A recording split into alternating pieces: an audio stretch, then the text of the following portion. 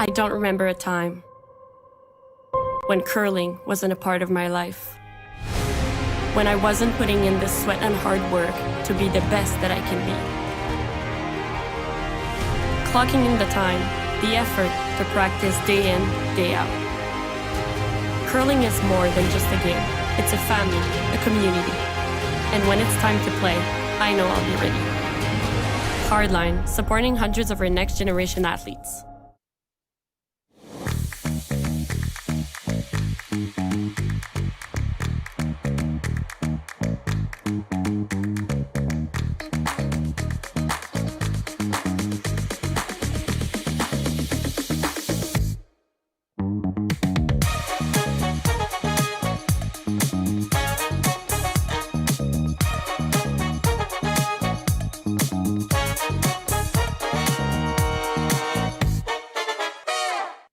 We asked Saskatchewan what they know about 5G.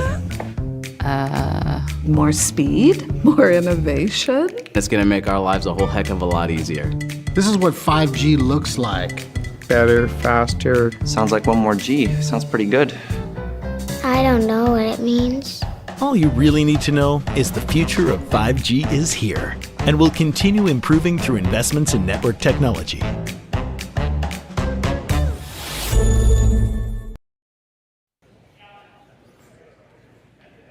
A very pleasant good day, curling fans, and welcome to Swift Current Saskatchewan. It's the RBC Dominion Securities Western Showdown.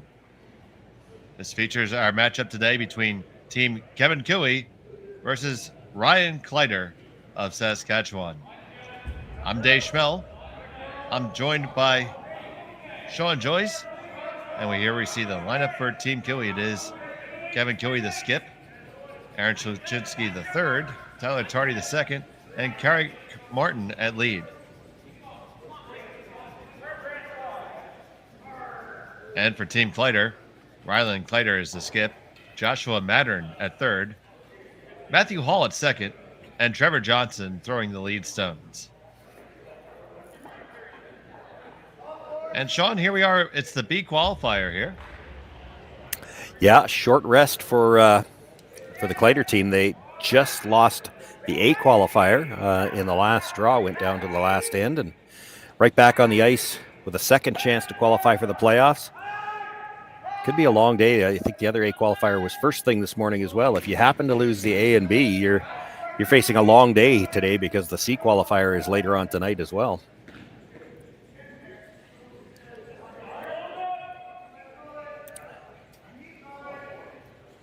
We see it is Team Kleiter. They have the hammer, throwing the Yellowstones. This is my first time having a look at the Cooey team with his new lineup. Now, I did get a chance to call one of their games a couple of weeks ago, but it was at the event that Aaron Shulchinski was away because he was playing doubles that particular weekend. So they played shorthanded.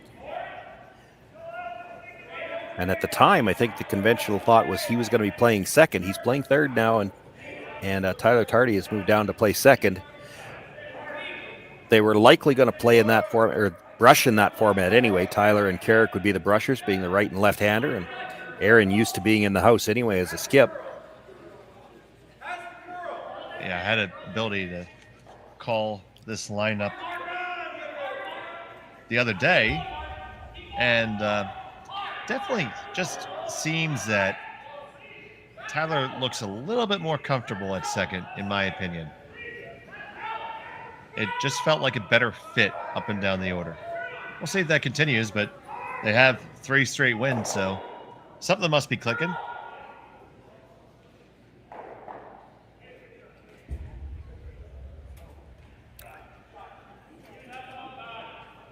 And for the Kleiter team, I can tell you that while Matthew Hall is listed as the second, and he throws the second stones, he's also the vice on this team.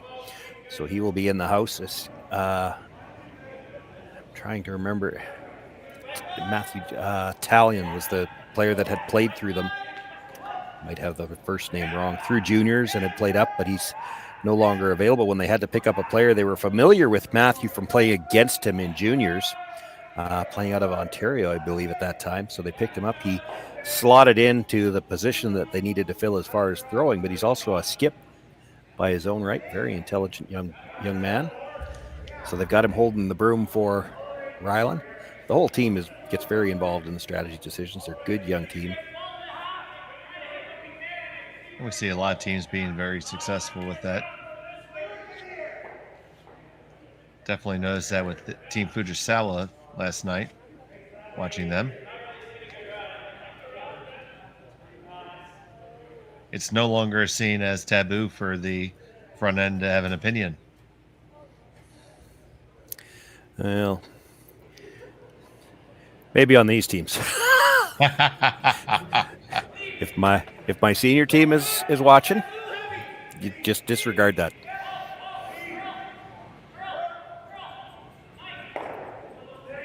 I knew I could find Shawn the curmudgeon in there someplace.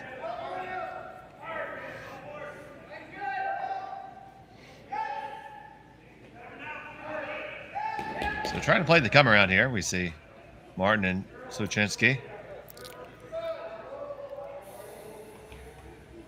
Got a nice line and gonna come to the back 8, probably just a touch too heavy.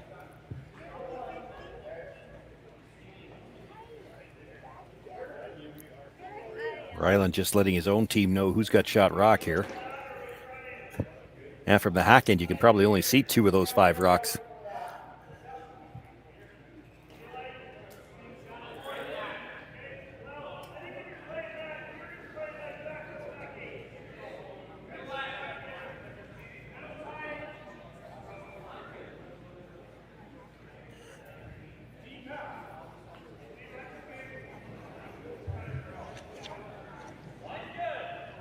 So here is the aforementioned Matt Hall.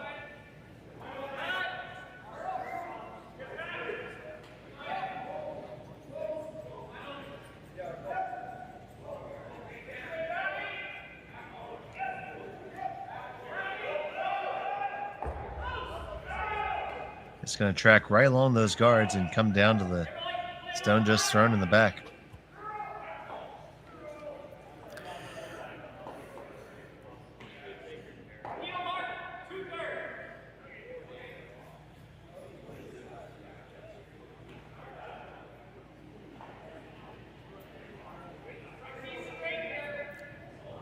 Both of these teams very good at angles and run-ins, and it shows just how confident they are in playing those shots right now. That they're so patient. He's not playing anything run-in yet. He's still trying to set up angles in the house.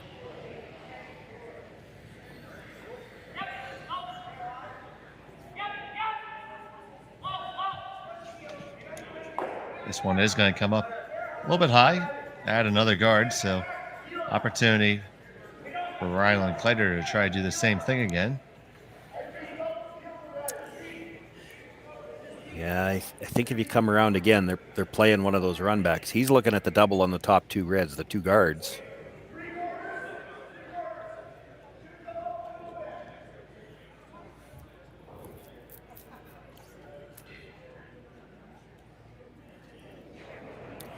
Can probably make the double and roll off the center line too.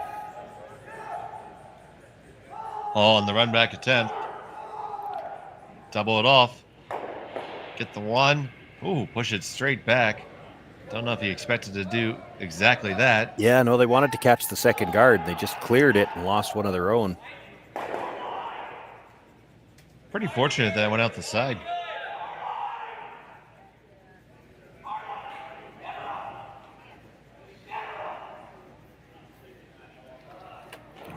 Left a guard up front. The tight red could still be run onto the red at the top of the rings. So Sluchinski.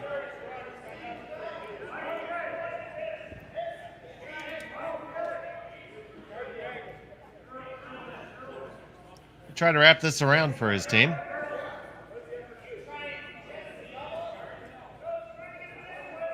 Tardy trying to bring it over the last little bit, and both teams seem to have a love affair with the back 4 there, Shawn. Yeah, that was a little strong. I mean, you could have been T-line on that angle, and it's still hard to remove, but as soon as you get it back there, the yellow at the top of the 4-foot shot for sure. I'm not sure who's second, and there's room for Kleiter to get another one in on that side.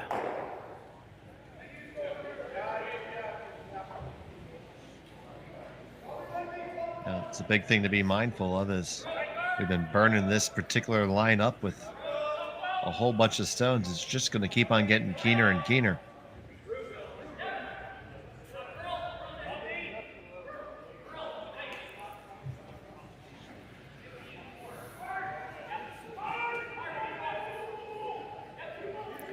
If anybody could ever get one half around in front of the tee line, we might see something have to get moved back. So here's Mattern.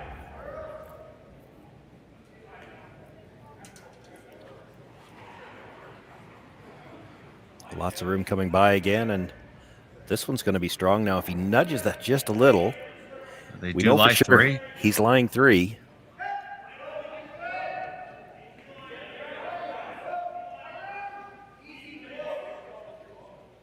You would have to think that just follow the leader again. Yeah, you need to get to the inside of this. You can go right by it. You can come to the back, get by the one that was just thrown, freeze the back one. You're still shot rock. So you can play this like a cold draw. They'd still love to get one in front of the tee line. It's getting tougher and tougher to do that. With, as you said, the ice is getting keener. The guards are tight. They're trying to get around a stone at the top of the 8-foot and still get inside the stone that was just thrown. There's not a lot of room to do that in front of the tee line. Well, this one's curling. Yeah, this has got a much better line. Now try to carve it over, and that will find the inside. Great shot by Sluchinski. Shot stone for Team Cooey.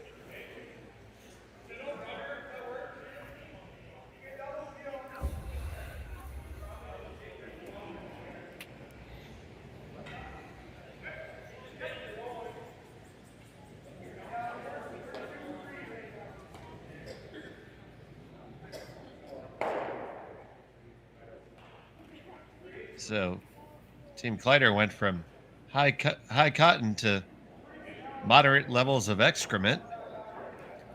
So, how do you dig out?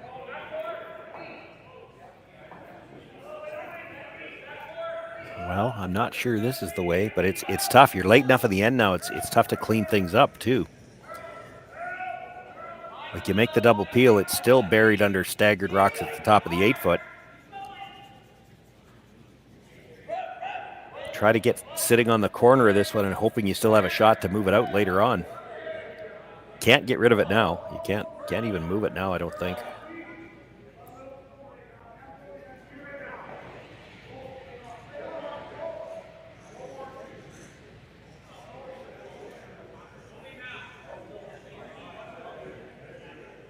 This one needs to curl. Needs some slow breaks down. too. Oh, and it's the double spill off that got him. If they'd sat right beside it, they could have chiseled it out. But now the yellow's in the yellow at the back of the 4-foot's in the way. They can't even hit the side of the yellow and get it towards shot rock. If Kevin Cooey ever froze that pocket, I don't know how you're not stealing. I think all that would be left for Rylan Kleiter is to come around on the intern side and make a play on the one on the top 4-foot and try to move that back. Yeah, if he could, I don't know if he can even get enough of it to. He'd probably have to bring it off the stone you're about to freeze in there, I think, to get shot rock. Yeah. Which might be there depending on how this is frozen on. I can see a sliver, a good sliver from the hack, looking at the long shot. But this shot has to come first.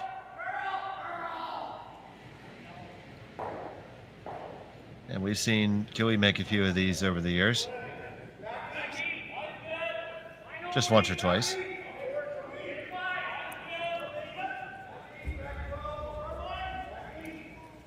You know he's liking the fact that it's the outturn.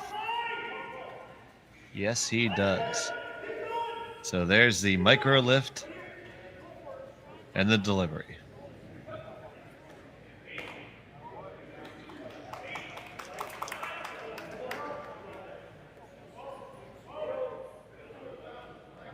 Tardy and Martin. I think this needs some line. It is cutting over hard. If you can just get to move a little bit more, it's really good. That's a nice outcome there. Yeah. Cooey lies 1-2.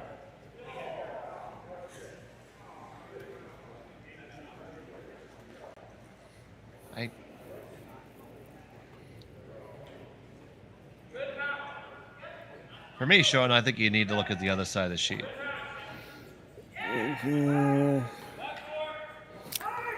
I'm not sure I agree. I know what he's looking at here. You get to half of that red or thicker if you could. The back red is probably going out off something else, and you hope to leave your shooter in a spot where you could come off it and kill the other red, which means Kevin Cooey's got to do something with his last one because there's a lot of yellows sitting around. If you could get rid of one red here and create an escape route for the other one, Kevin Cooey's in a little bit of trouble. So you come by with the out turn. I don't know if you can make it with hack because it's going to touch the one at the back of the forefoot, right? So you probably have to throw bumper. You hit the first red, it's directly onto the second red. It'll clip the yellow at the back, but I mean, it's not going anywhere because there's another red behind it. And then if your shooter rolls just fully into the 8-foot, you know, that first red's not going to go anywhere. But if your shooter rolls just into the 8-foot, you could come off it with your last one for maybe as many as 5. Boy, tough to think he's going to try to stay there with the shooter at all with that kind of ice. Maybe just trying to make sure he blasts this one out, but I'm not sure how that gives you a shot to get the second one. Well, I like that plan that ends up with 5 if I was him. Yeah, it's and if nothing else, because if you can set that up, it forces Kevin Cooey to be a little bit more defensive with this last shot. He's got to be really careful where he puts it. So Rylan Kleiter with his first stone in the opening end. Ooh, that's a big set on the release. That's still tracking back. I don't know if he's going to make contact with the red. Just does. Clears it out. Cuts it down. Yeah, Cooey line 1 and Rylan everything else. By losing your shooter, I'm not sure how you're ever getting that other red out. I guess you can see a piece of it still. I don't know whether Cooey would ever just throw a guard. You throw a guard, you run the risk that Rylan Kleiter just runs the guard back because the chances of him sticking both of them there aren't very good. You come around the other side, you got to be careful about leaving a double. He doesn't have a shot on the other side right now for more than one because it's the red's just jamming. It's that same shot is what you got to worry about. He's got room to pick that yellow or pick the red off the 2 yellows. He probably loses one of them. Might lose the shooter that's still for 3.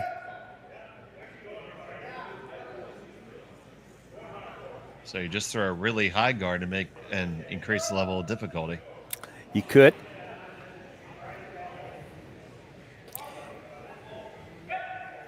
The other thing there being is if you get it high enough, Rylan might just decide to draw around the other side, try to take his single. If you can overlap it at all, there's no run back at all.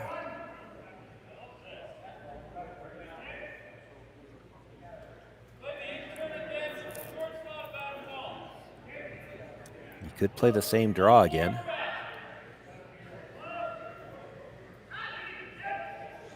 Certainly plenty of options. If you're going to play the same draw, you have to get at least to the nose and preferably across the face this time. Because now there's room, you know, it's up higher. You corner freeze that same angle and it goes over the top of the yellow.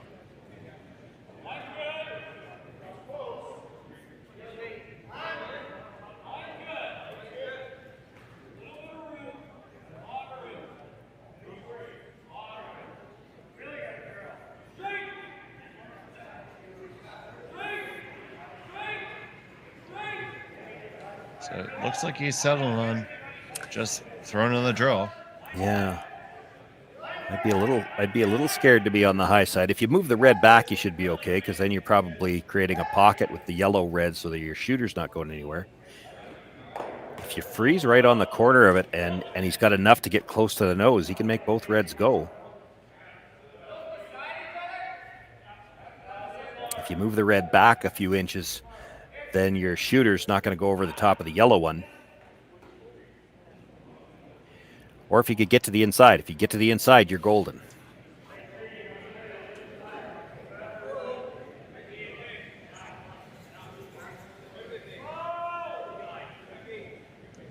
So after much deliberation, the draw appears to be the call.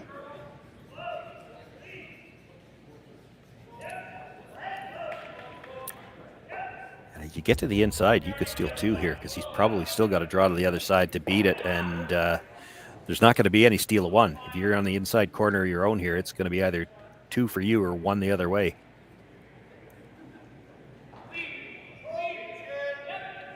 Kevin Gilly with this final of the first.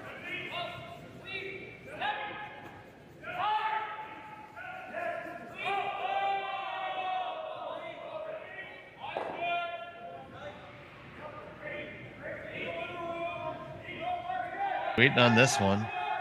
Yeah, it's carving over now. It's got the line. Comes into contact. It is still Cooey sitting just the 1. I think the double goes. You hit it thin, hit the top of the second red. Now, because the red yellow are at an angle, they'll both spin. He's going to lose the shooter. He's going to lose 1 of the yellows, but this is for 3. So you're going to hit a little less than what you can see? Yeah, you want less than half. I think you got to get it across the top enough that you get both reds spinning out of the 4-foot. Again, they don't have to leave the rings. They just have to leave the 4-foot. Lively striking bands, and he's not going to be light on this one. I have no doubt about that, buddy. It's what I like to call really firm hack.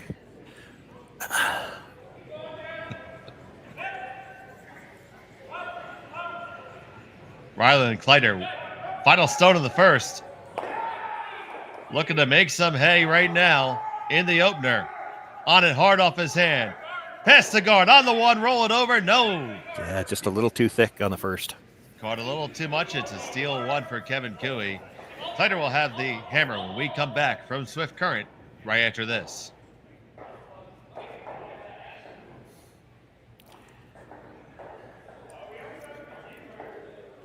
So with the impact to my business and income, will this delay my retirement? I know you're worried, Marshall, but based on the original plan we came up with, you're only about 6 months behind. I thought it would be years, not months. You should feel good. Remember, you've got a plan. Thanks.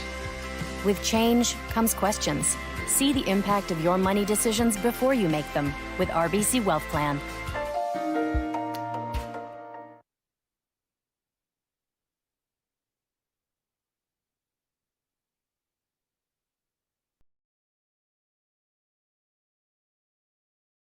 Crafted in Canada, Hardline's ice bat has revolutionized curling for over a decade. Engineered with top-tier precision and durability, it is backed by an unmatched 10-year warranty. Designed for curlers at all levels to sweep effortlessly with maximum efficiency, it is trusted by the world's best curlers, including Olympic and world champions. It is quite simply the best brew in the game. Hardline. Join the revolution. Stronger agronomics, better returns, greater peace of mind from pre-seed to post-harvest. You can count on the Victory Canola program to keep you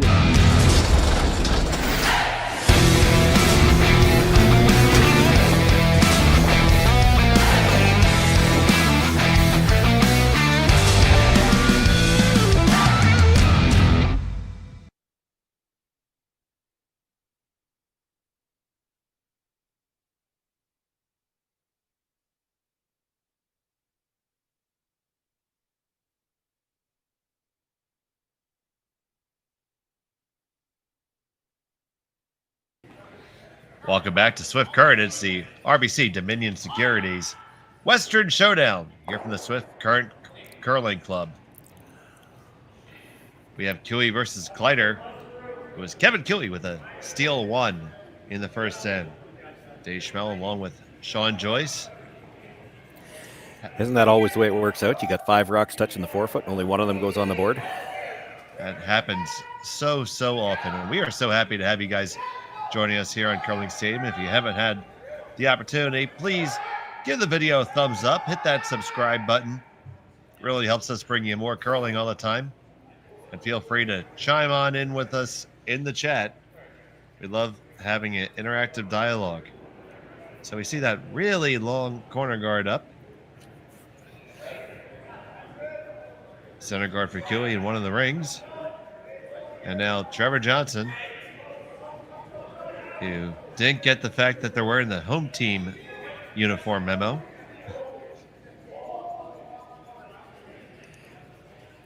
I've seen a few teams that have done that in the past where they've got the lights and the darks, and it seems like it's always the same guy who's wearing the different color. And I don't want to say curlers are superstitious, but curlers are superstitious, and sometimes you'll get the odd guy that, I don't care which color we're wearing. I'm making my shots with this shirt. I'm sticking with this one. Oh, I have a friend who I bonspiel with, and he assigned me to pick his shirts for the day in the morning. So I picked them, and then I picked this one particular green shirt, and we ended up being event finalists, and I think actually winning the bracket that we are in. And no, that's his Sunday shirt now, period. John is not allowed to wear anything other than that one particular shirt. So I get it. A little bit of a miscue there. They just rubbed the yellow on the way by. It hung on the back of the 12. Rylan keeps looking at the hole, see if it'll get any bigger, and it didn't. So he's going to come around the other side and play something on the yellow. It's like looking out your car window. Objects in mirror may be closer than they appear. Well, it looks like a tough hole because of the reverse stagger, but so many of these teams, so many of these players are good at throwing that little bit of an in-out release, which on a reverse stagger like that, if you put the broom in the right place, it actually makes it easier to get through that port. He looked at it for a long time.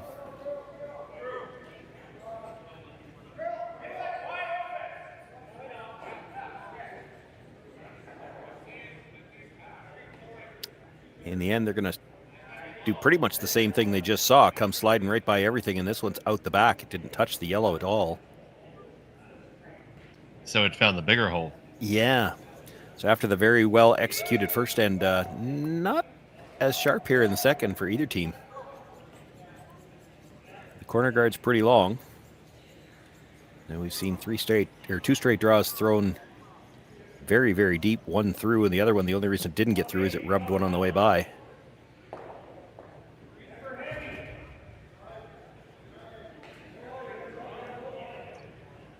We'll see if Tardy can find the range here.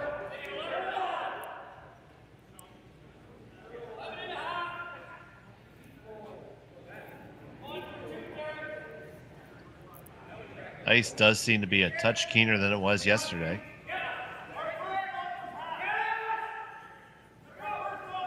Not sure that he got the line he needed there. If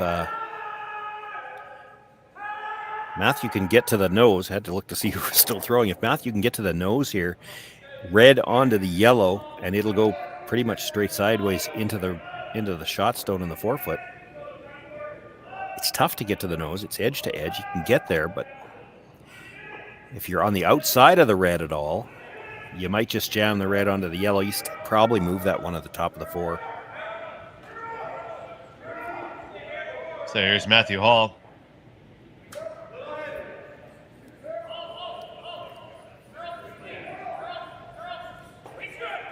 Sweeping for curl here. It's going to be just a little bit on the high side. It did massage the angles in their favor, and they lie one. And Rylan immediately runs over to see what the hole looks like now. You could play it with the turn that you're curling through that stagger now.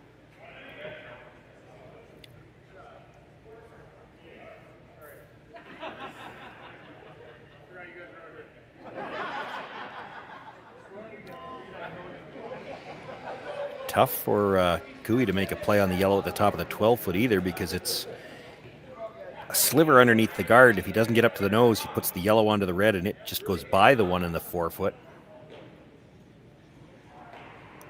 He's looking at the run on the guard.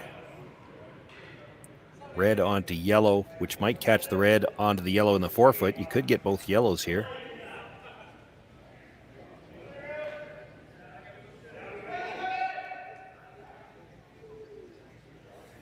Actually, if you could be just a sliver off the nose running the red back, you'll actually close that port to the shots, or what is now second shot too.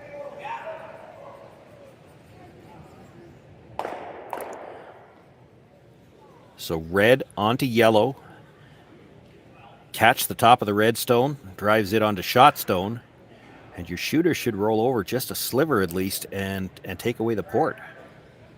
Boy, that was... Sochinsky on the one. That's not the way you teach a delivery. I'll tell you right now, that was not his best slide. Slid way tight, tried to feather it back to the broom, but I don't think he got it all the way back and hits it on the wrong side. I have good news for Rylan. That hole is larger now. Yeah.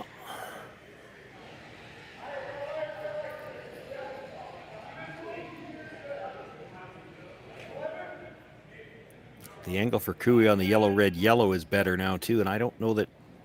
It's tough for Rylan to do much about that on this one. The red's high enough. If you tried to roll that way, you actually go across the top of your own. So I think the call was to go the other way behind the yellow guard, or even past it. It's okay, too.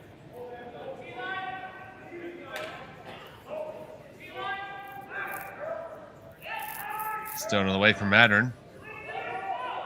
This has got a curl. It did. Needs to at least get behind the guard. It'll roll past it. That's good. If you stay there anywhere, you're leaving a pretty easy double. Yeah, don't see any real double there. So is there any benefit for Cooey to just whacking that one on the top of the 12-foot and pushing that pile back? There is, but he certainly doesn't have to play it yet because Rylan can't do anything with that angle. It's one of those shots that you kind of assume it's always going to be there.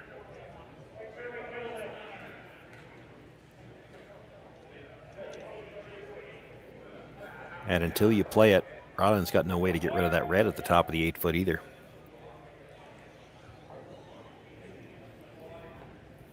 So Chinsky is going to come around the outside here.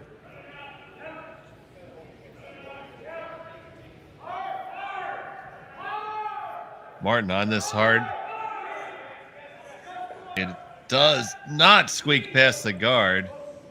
Now he's taken away that shot in the middle. Well, it might still be there from the intern side. Quieter weight. Thought it was always going to be there, Shawn.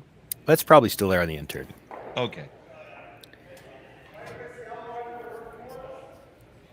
It's actually probably a little more dangerous now for Rylan Kleiter, too. If he makes it with the intern quieter weight, he's going to leave a stagger in front of the shot stone.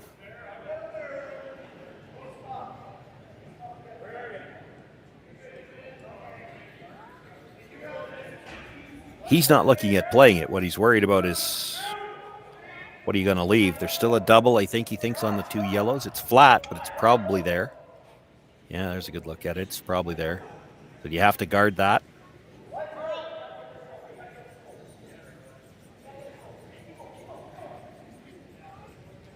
So we're going to have another team chat here.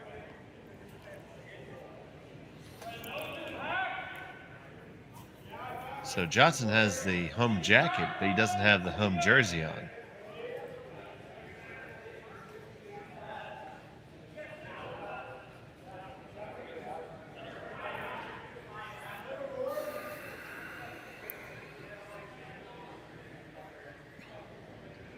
You see, they're standing up by that really high guard, which is not even in our overhead picture.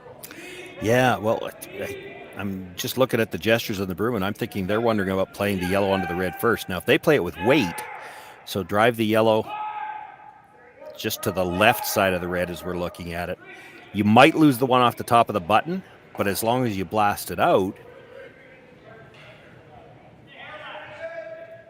which you might be able to do through that port with some weight, You've got to hit the yellow on the broom side. It's not a bad call. That yellow where it is kind of vulnerable. Cooey's got two ways to get at it. He could play the hack waiter.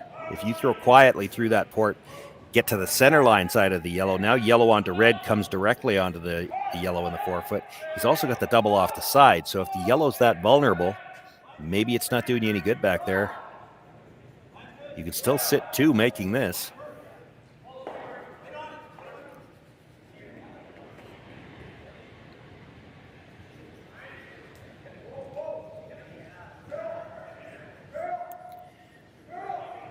Trying to make it curl. Yeah, he wants to be on the broom side, but not a lot on the broom side. Does spill them, but really spills them all. Yeah, and lost his shooter as well. Not the desired outcome there for Team Kleiter.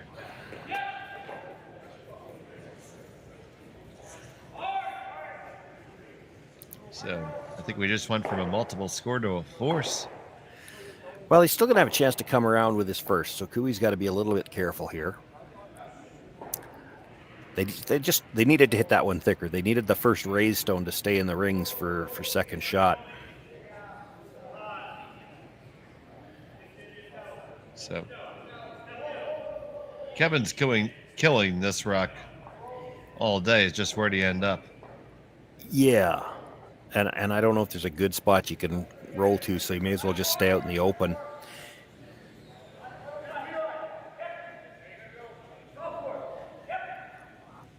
Rylan's going to draw. Not much you can do about that.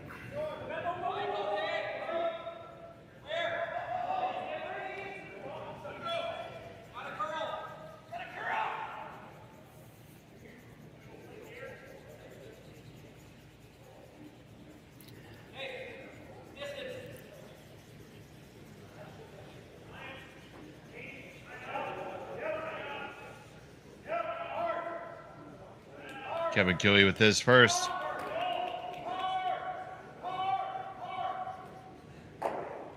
Carrick holds it right there. And they clip the catcher out of the back. Cooey lies two.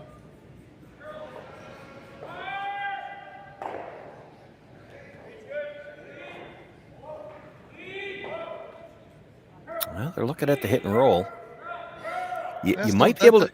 Yeah, that surprises me a little bit. Well, here's the thing. It's hard to get anything around the yellow guard that Cooey can't get at because the guard's so long. With the hit and roll, you might be able to get it, and that's why you see they're not even looking at the yellow guard. They're trying to roll over behind the red, and it would be tough to get there with a draw. Right. You could maybe do it from the outside, the wide in-turn.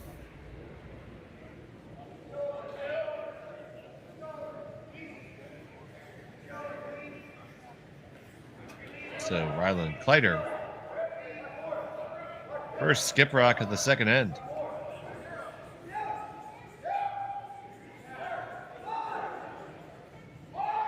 Johnson picks this one up right up off his hand, every inch of the way. Hits it really thin. Is it going to hang around? And the answer to that question is negative, Ghost Rider. And then it spins back. So just a touch, yeah. I do think Cooey's got shot rock. He's got to be, again, careful where he leaves this.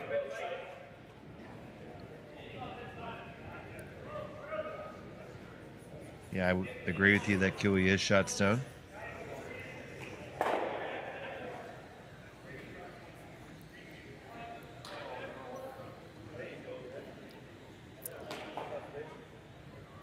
We're just going to check. Feel pretty confident about that.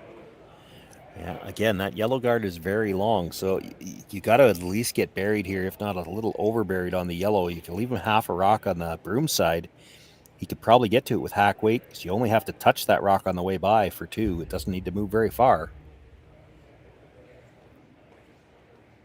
If you completely overcurled it and got into the hole, I still don't know if he's got a shot for two. You just don't want to leave him the outside.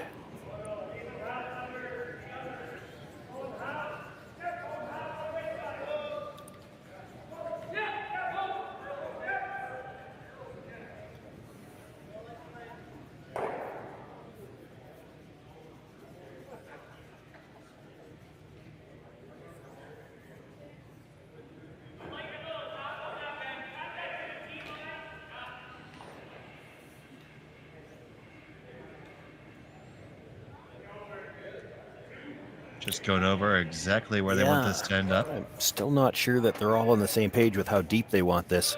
The line's probably the most important thing. So Kevin Kiley, the 4-time Brier champion, with his final shot of the second end.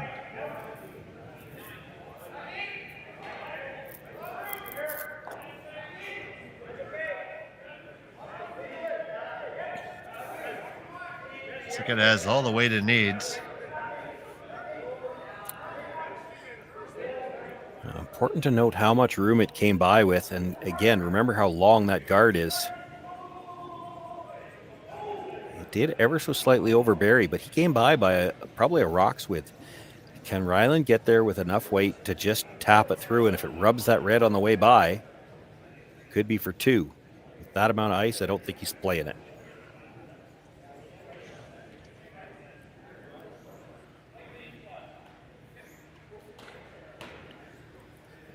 And that run back would be extremely too long to attempt at this Yeah, point. you're not attempting the run back, but I'm not sure the chase and tap isn't there. I mean, look at how long the guard is. It's not even in the picture.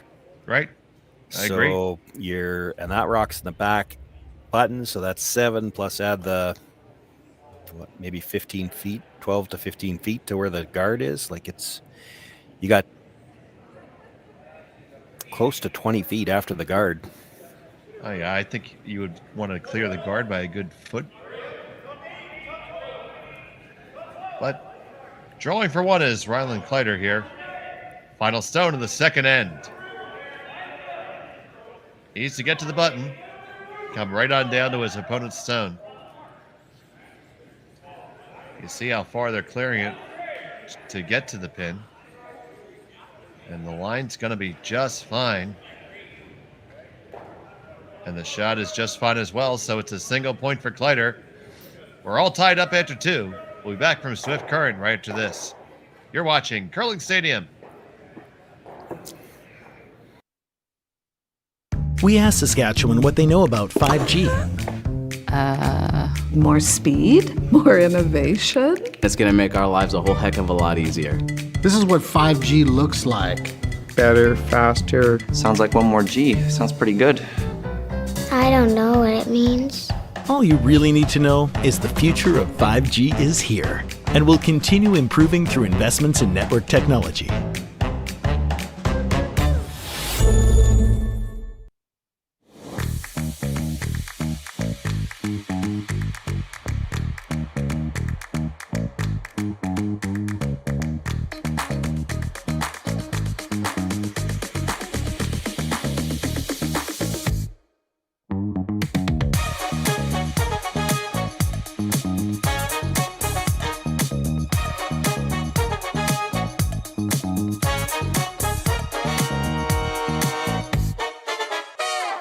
Join us this March for the House of Hearts Charity Bonspiel in Duluth, Minnesota.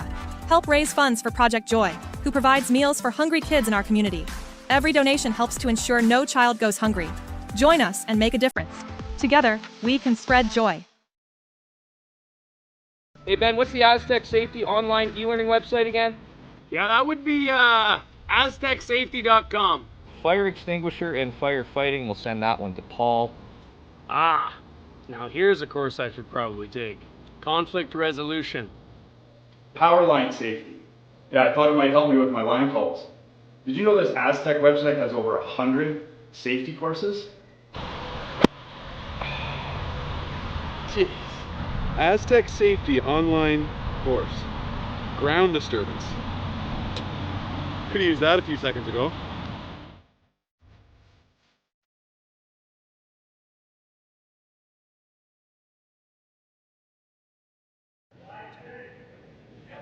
Welcome back to Swift Current. It's the RBC Dominion Securities Western Showdown here on Curling Stadium. We're all tied up entering the third end of play. Kevin Kiley has the hammer. They're throwing the red stones. You see that draw? That's interesting because the guard wasn't in the no-tick zone before, and now I think it is. I agree.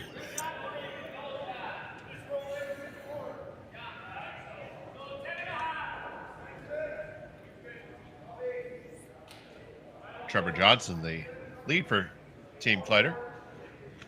Going to play the wraparound now.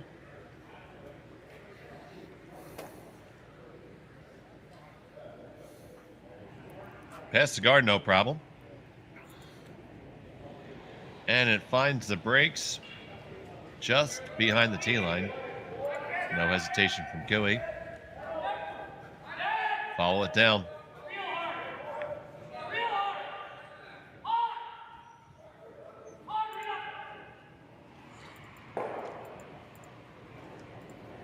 That last end, Shawn, that wasn't the sharpest for either team. No, they especially after you looked at how well they played in the first, they had some struggles with some draw weight, probably more than anything else in the last end.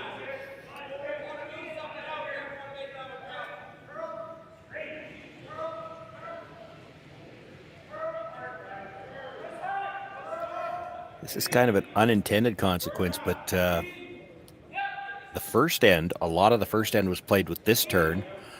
Of course, going the other way, it was the other turn they were playing earlier on through most of the end. I've seen this happen before when you get a lot of play on one side of the sheet. Later on in the game, when they need to play the other side, the speed's likely to be quite a bit different. Now, it's not anything that either team is intending to do. It's just the way the ends have set up. They've played this side of the sheet, but it's something they're going to have to keep an eye on. No, certainly, and I think that's a big part of playing front end is keeping that mental map of where all the rocks have went.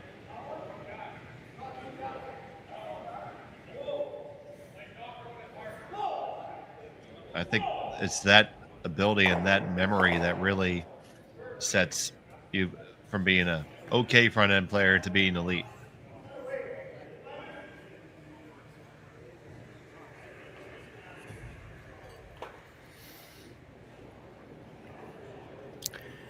This is still just the fifth stone of the end. Now they can make a play on their own, so they're tapping yellow up.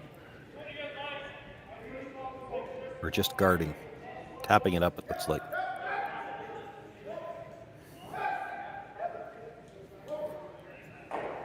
They're going to hit the red. When they drive it through, that's a free guard zone violation. The red goes back, and the yellow shooter is removed from play. I'm not sure what they were thinking there.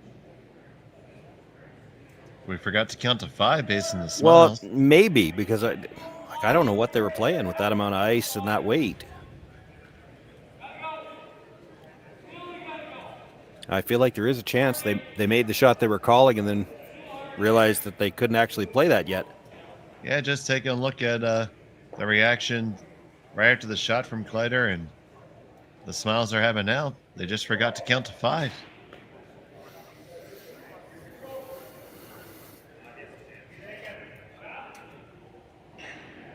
So there you go, kids. It happens to the best of us. And even them. There's got to be somebody on the team assigned to count to 5 from now on. I've seen worse. I have. I won't say who. I used to tell who. It was in provincials, and the team threw their last rock, waiting threw a setup shot, and didn't realize they were throwing last shot. Last shot at the end. Throw it, made the shot they called, and nobody on the team realized this is the last rock. Steal of 2.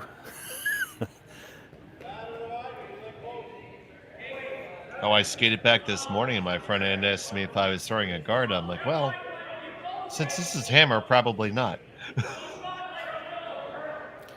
But you weren't sure. Let's wait and see where it ends up. Baby.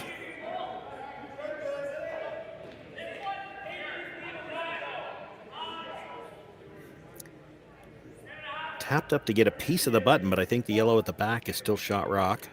I'd agree with you there, Shawnee. But good angles for Team Kleiter to take a run at it. Yeah, you've got to run at the double here. Mind you, they had a run at a double that looked about this easy once earlier, and they missed the second redstone and clipped their own out. You don't want to see a repeat of that very badly right here.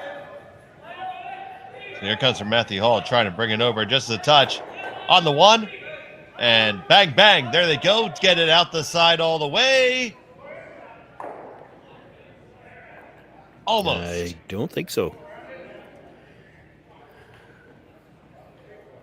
But certainly rearranges the deck chairs there, and Kleiter lies shot stone all by himself.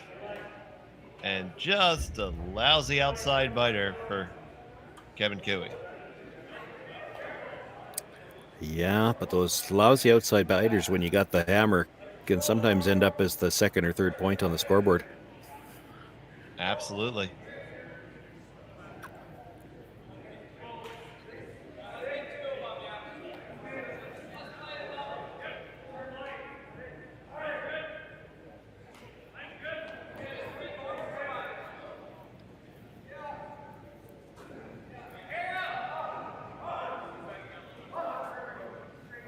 They're pounding this one hard.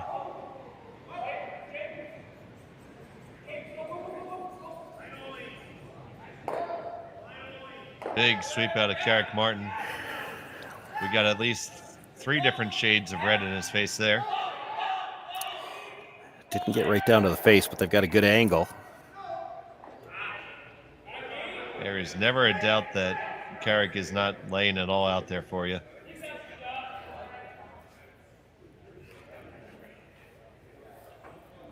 You got to wonder where he learned that. He didn't pick it up from Dad.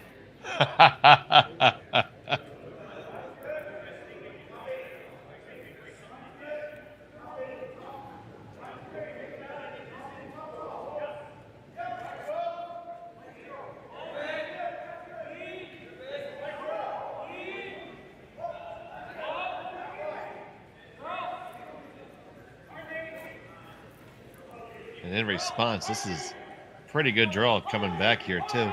Does get across the face. That angle could prove quite helpful to them later. Yeah, they've got the run straight back now. They could get rid of that red. And if it clips their yellow on the way by, it might actually take out the other red. Oh yeah, yeah.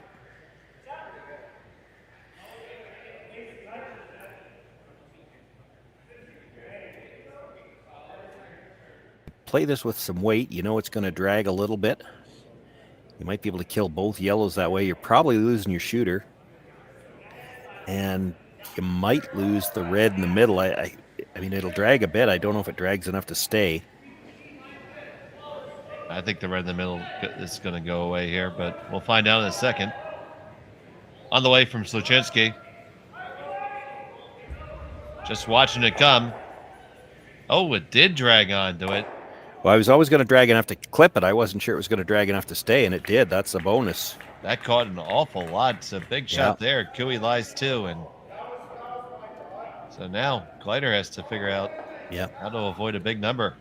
Well, pick your poison. You're either hitting and rolling towards that what did you call it? The little biter? Lousy outside biter. The lousy outside biter. We're cleaning that one up for TV. Or you roll underneath cover. And I mean, you're not out of trouble even if you make that, because there's also a red guard out there that can be run back.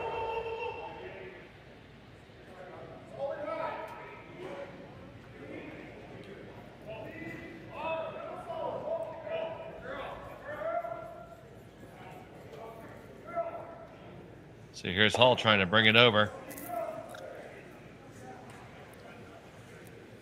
And get up to the face and pretty much just stay right there. You need to get a bigger roll than that, I think. Well, yeah, they did. For Cooey, I think you want to roll just half under the yellow here. If you roll all the way under, Kleiter's probably freezing. If you roll past the yellow guard over towards the red, he's still probably drawing. Half underneath, anything that he makes off it, even if he plays the run back, you're probably going to have a shot at it.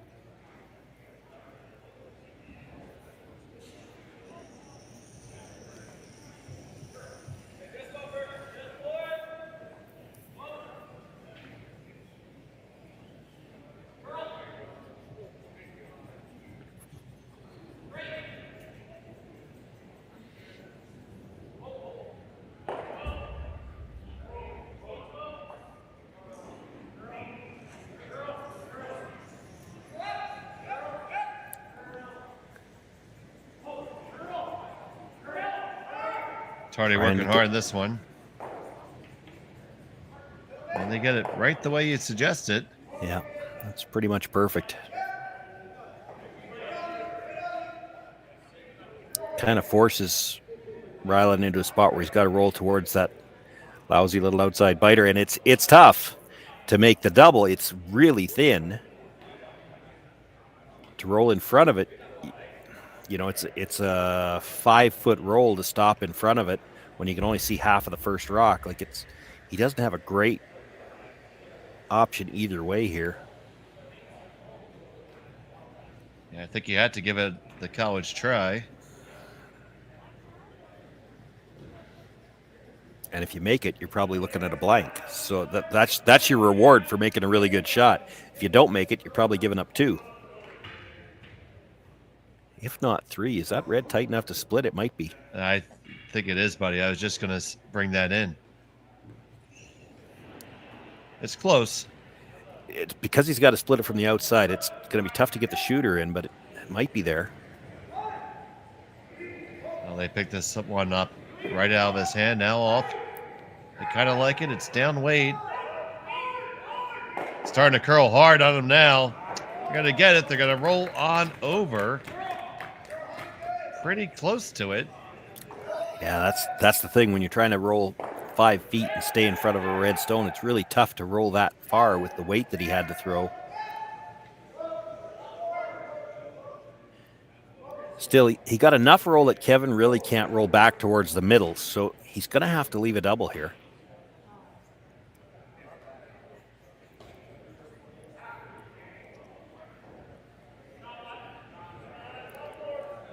So ultimately, you'd have to give Kleiter full marks on that shot, really. Oh, for sure, yeah.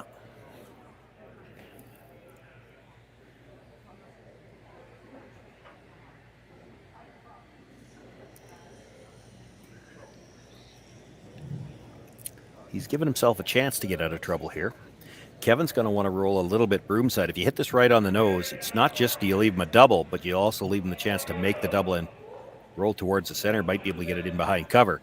You want to line these two up so that if he's going to play the double and makes it, he's got to stay out there on the corner where you've got a shot for the blank.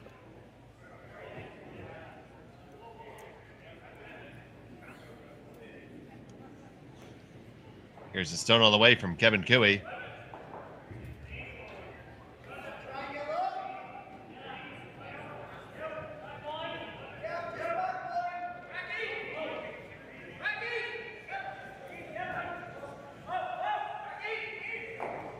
Gonna be right on the beak. Yeah, I thought they had indicated they wanted to roll. They didn't manage that like they were trying to roll, and they've left Rylan the shot, right? If you hit the angle right to make the double, you're rolling towards the centers. Yeah, he has a shot to make the whole full-out bingo here. Yeah, you could get a force out of this. Make the double and the roll behind cover, and Kevin will have to take one.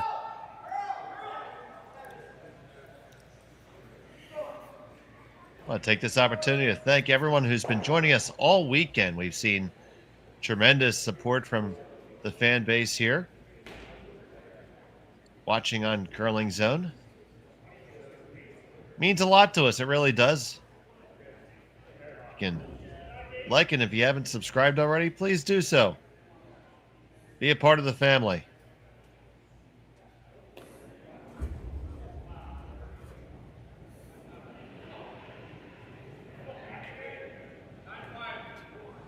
So here's Kleiter with his last. Trying to get it all. A little bit from column A, a little bit from column B. And, oh, we're just going to get the appetizer, not the main course. Yeah, just a little thick. So that lousy outside biter is going to prove to score most likely. Kevin Cooey hitting stick for 2.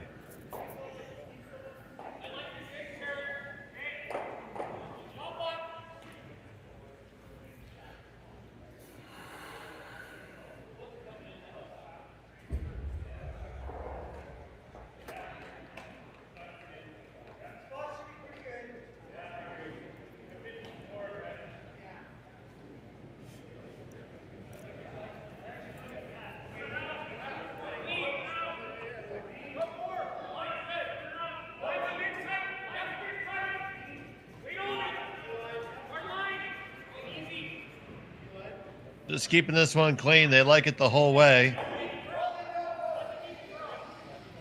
It's 1 and a flop makes 2. 3-1. Kevin Cooey has the lead. We'll be back on Curling Stadium right after this.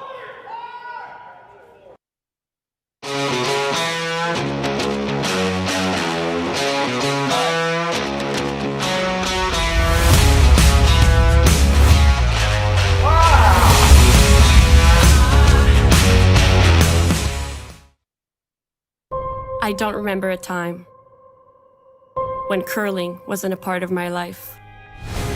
When I wasn't putting in the sweat and hard work to be the best that I can be.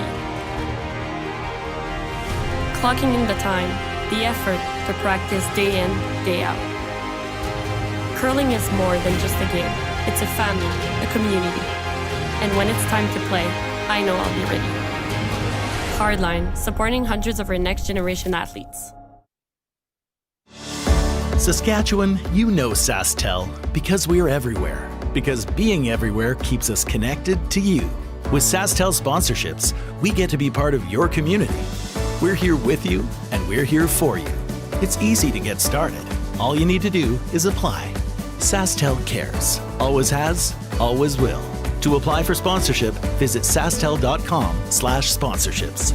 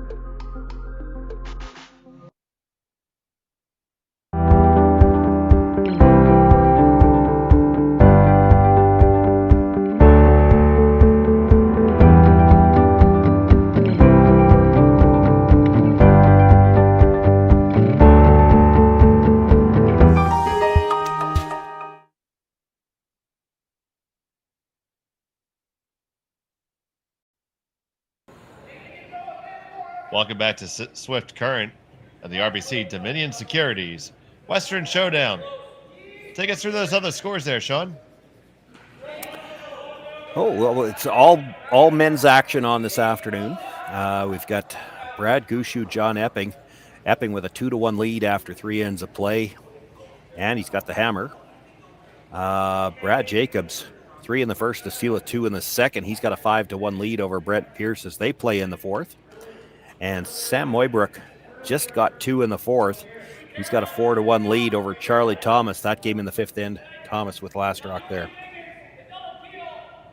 And back here, it was Cooey hanging a deuce to have a 3-1 advantage. Now Kleiter gets their opportunity with hammer in end 4.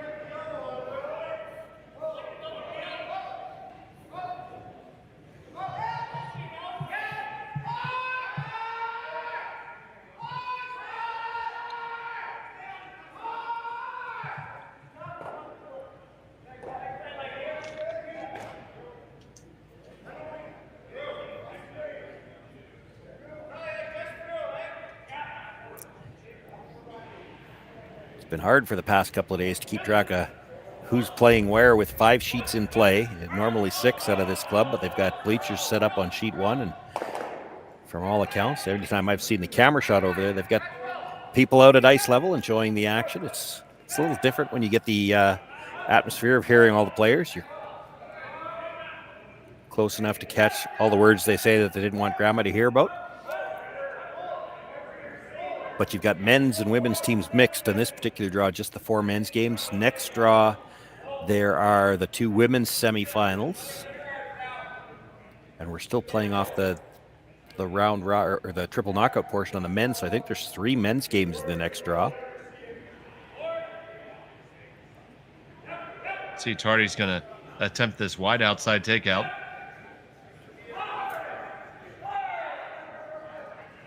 Past the guard, no problem. And he gets it.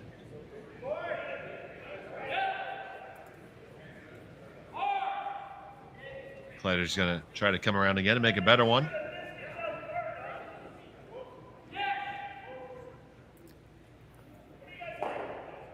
No, but Shawn, you're right. It's been great support. We've seen those bleachers full and always been people in the lounge on the first floor and upstairs as well.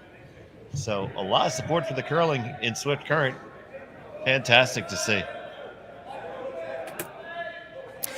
The 5 sheets, just with what it's done to the draw, has kind of made things a little confusing. You'd like to work with even numbers. I got caught once this morning, well, more than once for half the game, I think. I thought I was doing the second A qualifier. The second A qualifier wasn't played in the first draw this morning. It was played the second one, and that was Kleiter against Dunstone. He lost the game, and now here he is in the B. But with only 5 sheets, you can't always play all the games at the same time. You couldn't play 4 quarterfinals and 2 A qualifiers at the same time. Just didn't fit. So that draw does make it undercover. Tardy to rip off the corner here.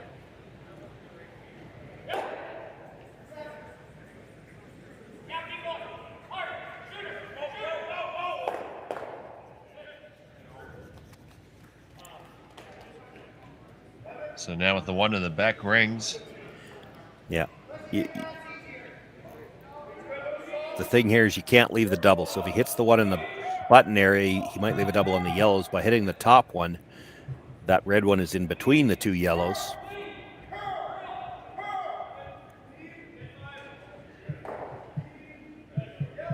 He's not looking for the double himself here. It'd be too hard to pass it by the yellow at the back. Just hit this right on the nose, sit second and third.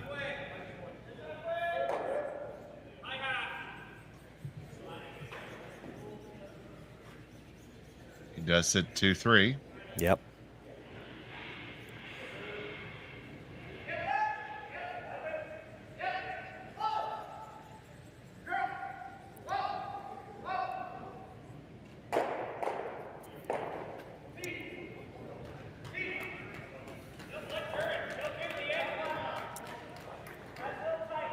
Aaron looking to hit this one and roll to the other side of the house.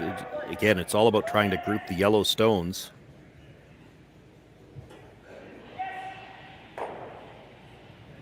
He'll hit it right on the nose.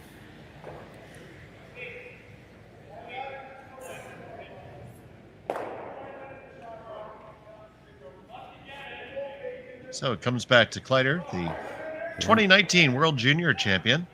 Won that in Liverpool.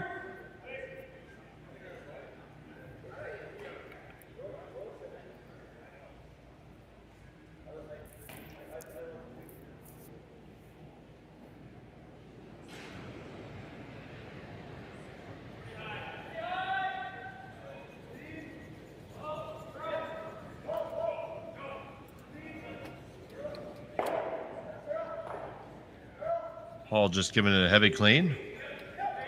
Johnson a couple of licks. This should be pretty good. Make the hit. That's a pretty big roll. It's still lie 1-3.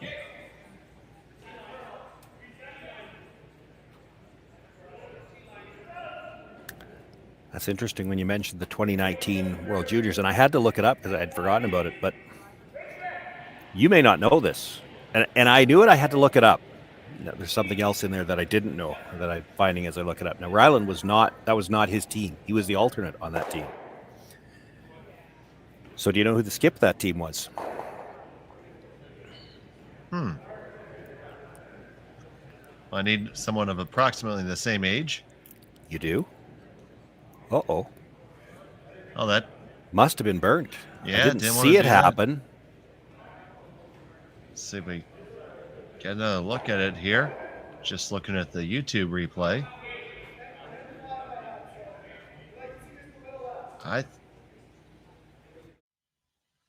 They might have called their own hogline violation. I think he did. It almost looked like he felt it grab something and he tried to adjust at the last second and I realized he was well over the line. Yeah.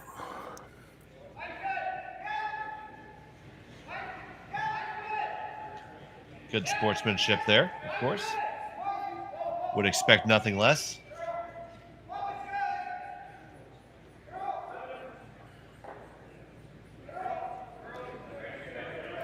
So while all that was going on, were you sneakily looking up the answer?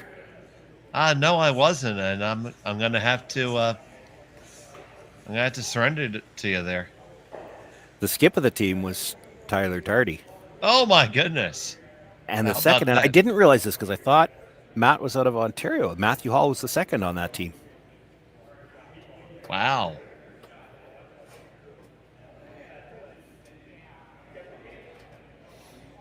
And that's what I had to look up just to double check that. But I knew he was the alternate, and I was thinking in my mind, I think it was Tyler.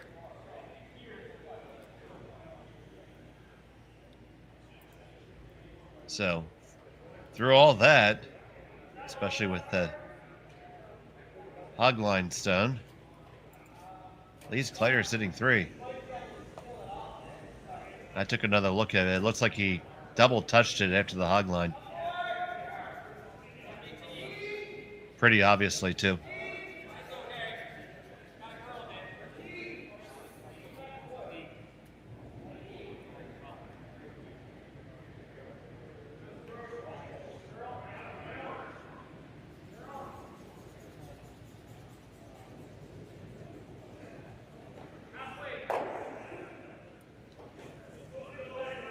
Did not get the double out of that.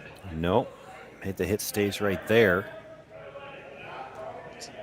Obviously, you see what a penalty it is to lose a stone in the end.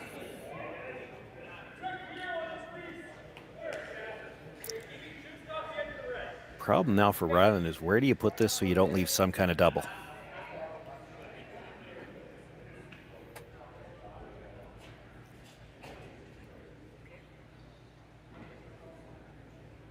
And honestly, the only answer to that might be in the hacks, and that's not where you want it. But that might be the only place you could put it where you don't leave a double. So how do you not leave a triple?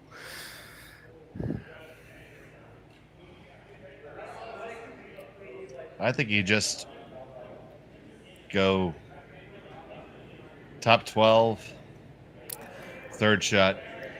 Yeah, I'm thinking, and they're not looking at it. I'm thinking full 12 at about 10 o'clock. That's not bad. I don't like drawing underneath the red rock here. No, it's scary.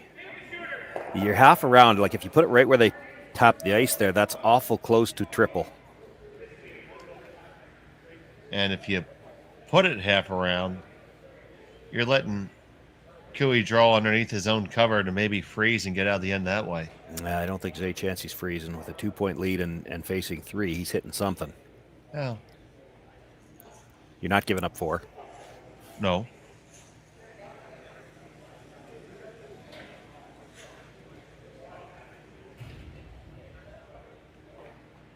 So they're having a conversation, and we can have a dialogue too. Why don't you hop in the chat and put a suggestion up there, folks?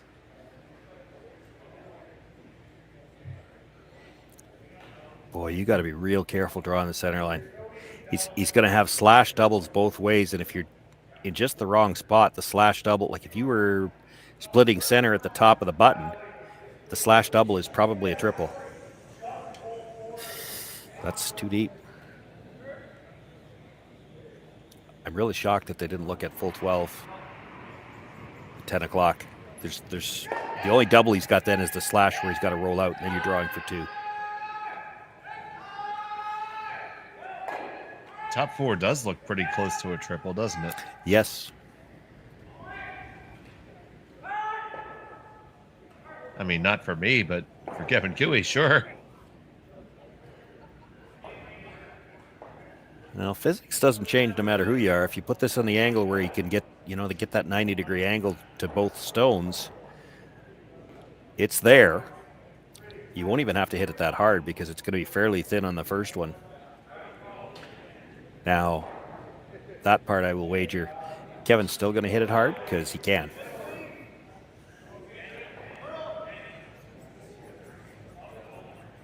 So, Rylan Kleiter gets what he called. That's a triple.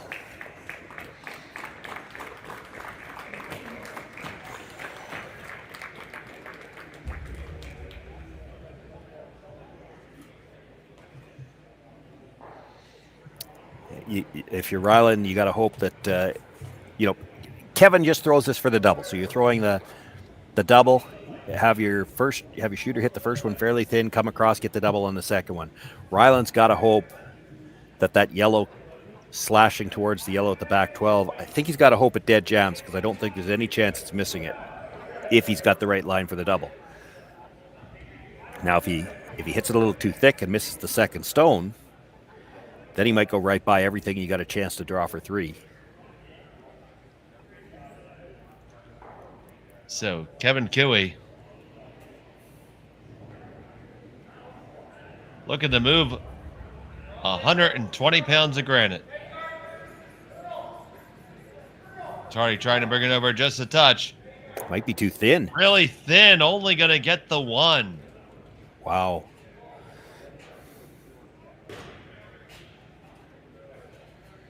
So a big miss there to not even make contact with the second one, and open draw for 3 for Rylan Kleiter.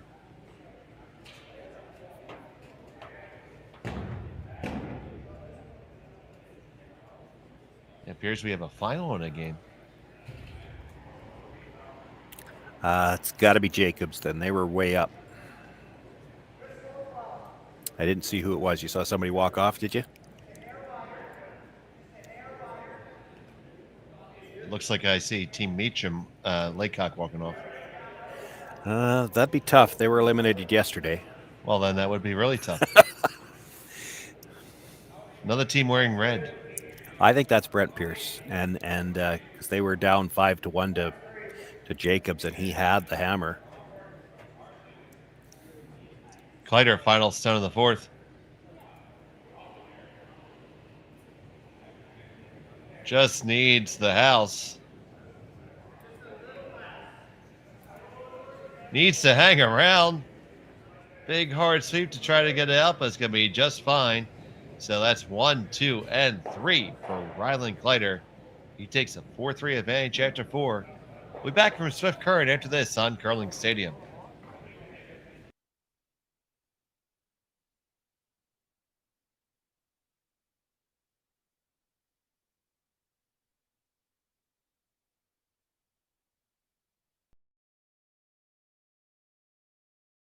Hey Ben, what's the Aztec Safety online e-learning website again? Yeah, that would be aztecsafety.com. Fire extinguisher and firefighting, we'll send that one to Paul. Ah, now here's a course I should probably take. Conflict resolution. Power line safety. Yeah, I thought it might help me with my line calls. Did you know this Aztec website has over 100 safety courses? Jeez. Aztec Safety online course. Ground disturbance. Could have used that a few seconds ago.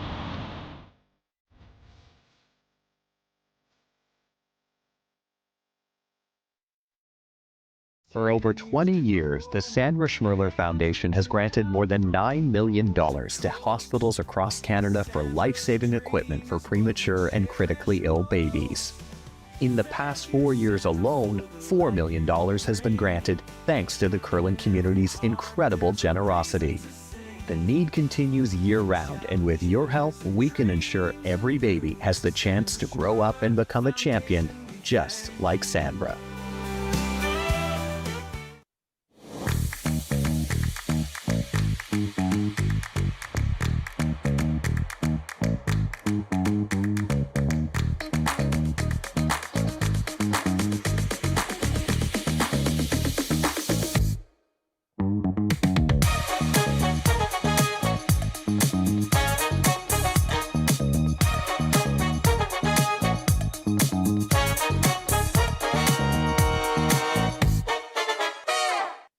We asked Saskatchewan what they know about 5G. More speed, more innovation. It's going to make our lives a whole heck of a lot easier. This is what 5G looks like. Better, faster. Sounds like 1 more G. Sounds pretty good. I don't know what it means. All you really need to know is the future of 5G is here and will continue improving through investments in network technology.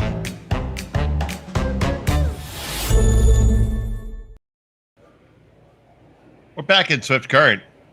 Rylan Kleiter scored 3 after he survived a triple attempt by Kevin Cooey.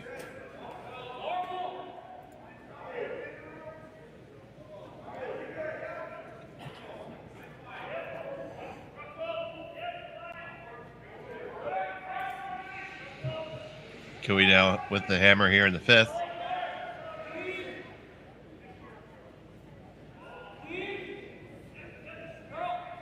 Draw slides back just a little bit too far.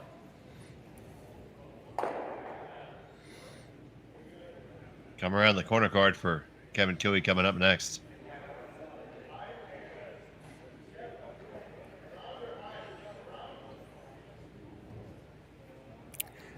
It's one of those things when you get both teams that are willing to play a little bit, you can just sit back and watch the first five stones thrown, and then the rest of the end's going to evolve from there. But there's only a few scripts they can follow for the first 5.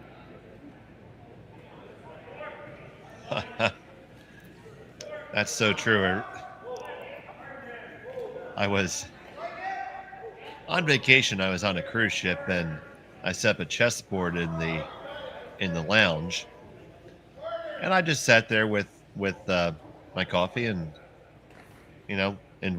waited for somebody to take me up on that open invitation to play.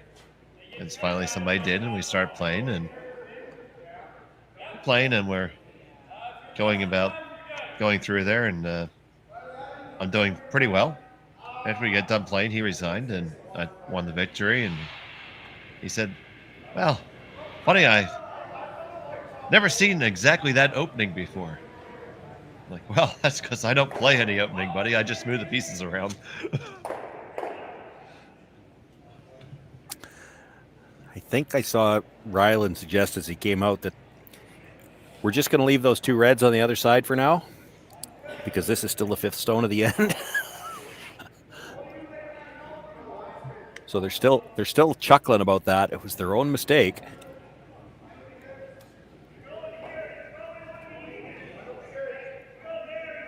It did end up costing him points that end.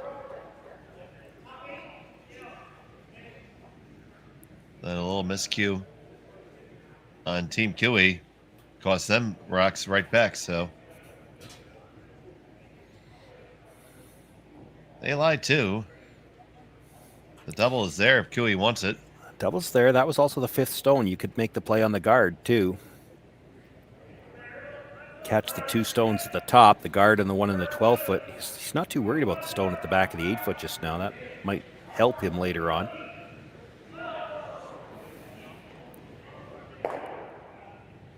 So here's Tyler Tardy. Skipping the 2019 World Juniors team.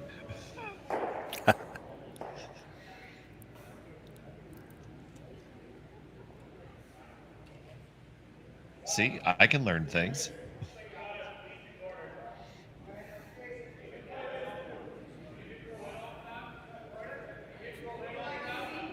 I don't know if I've ever asked you this before, Dave, but are you married? I am not. Okay. Because my follow-up question to that, had you said yes, is can we ask your wife what she has to say about that?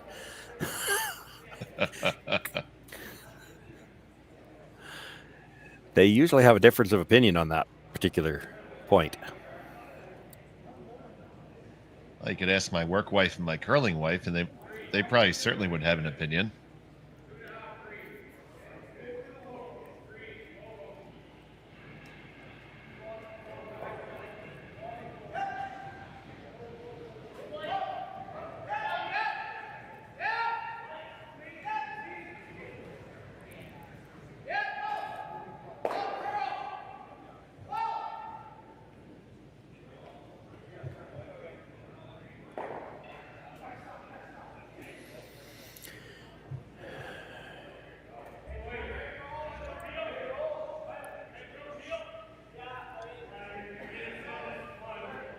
Another chance for the double at the top.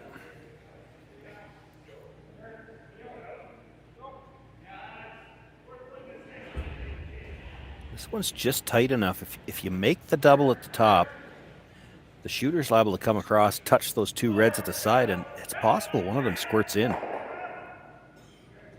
Make the double, and the shooter just kind of hangs around right up there.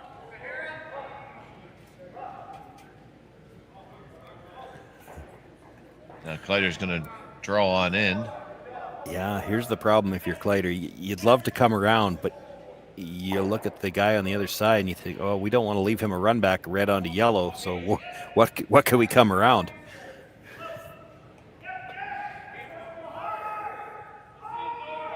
So just looking to get a sliver underneath. You don't want to leave him the run back where he runs back and he's buried. It's tough. It's going to be there anyway because you get a sliver underneath. He plays the angle run back and rolls it behind the other two.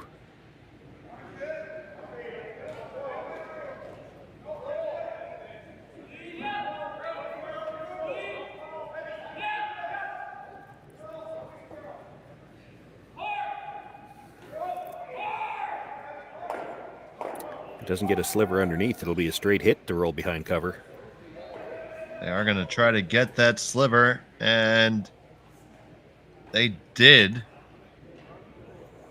It's still the run, red onto yellow, and bounce it in behind the other two.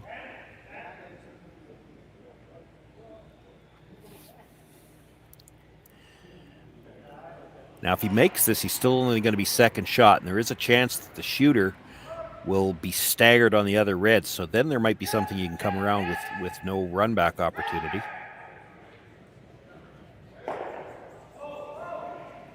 First stone from Sluchinski.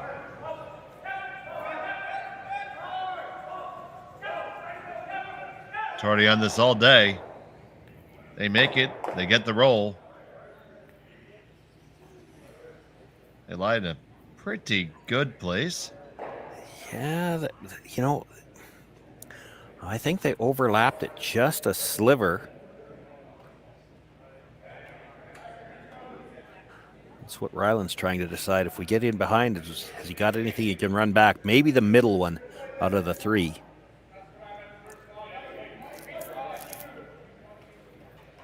There's a good chance the middle one is going to come on the one that was just delivered.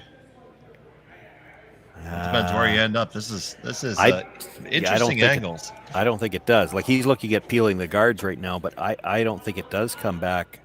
I think it comes off the side of the one right beside it, and it spins back towards the yellow. He's thinking. Do you like going with the peel now? No. But again, it's because I think it's coming back towards the yellow. You kind of got to defer to the players. They usually have a better view of the angles. But that's what I'd be scared of. So Mattern is going to open things up. And you don't want to leave two reds in the rings. Thankfully, you're able to clear it out. Touched the red, but cleared the yellow, so Cooey will have a chance to hit and sit two. He'll have to try to hold it. Doesn't have to hold it very long. Just 5 stones left to come here.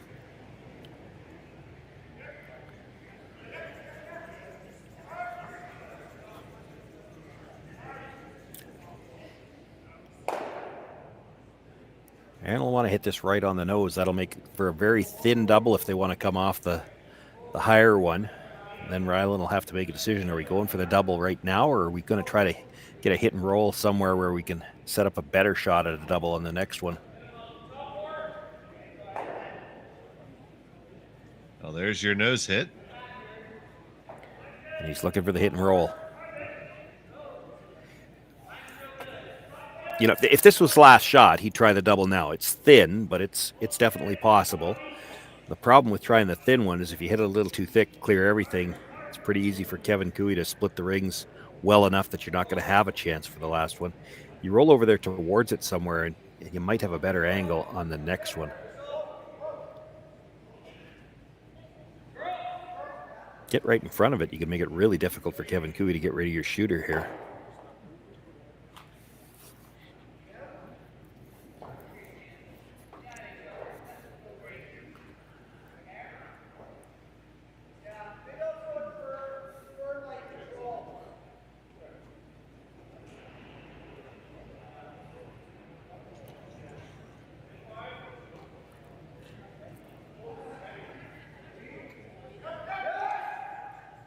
So a little downweight shot here from Mattern.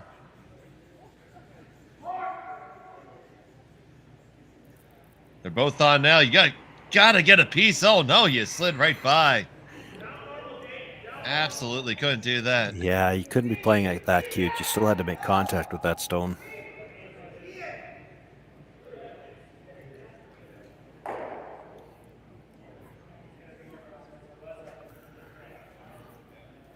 So now Kiwi has to figure out how to hold 3. Well, there's a double there on the 2 that are already there. You just don't want to leave them an easier double.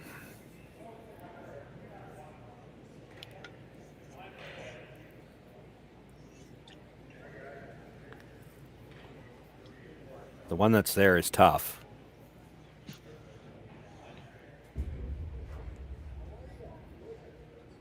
So I think I saw what them allude to is to throw one even height basically on the other side of the top one. Yeah.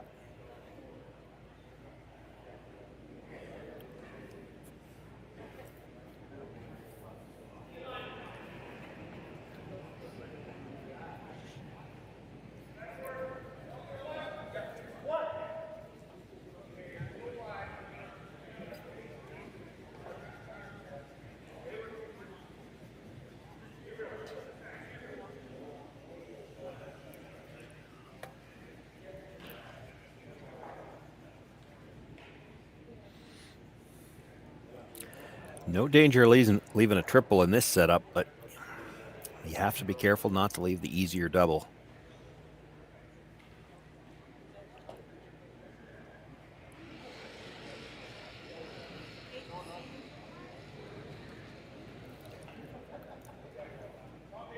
Discussing the shot is Kevin Kiwi, the veteran skip from Alberta.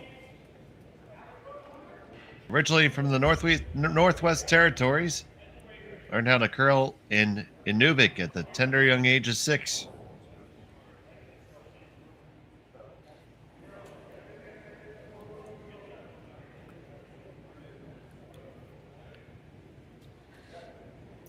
He had more hair then.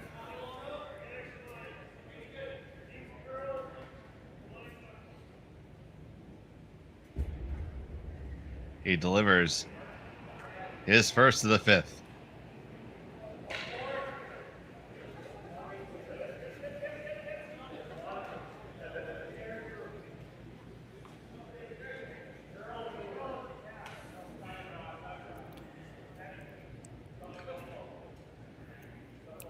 Just needs to curl a bit and maybe slow down. This one's coming a little bit deeper, and this is going to be an easier double. Yeah. It's still not a gimme. It's thin, but there's less distance between them, which increases the margin for error a little bit.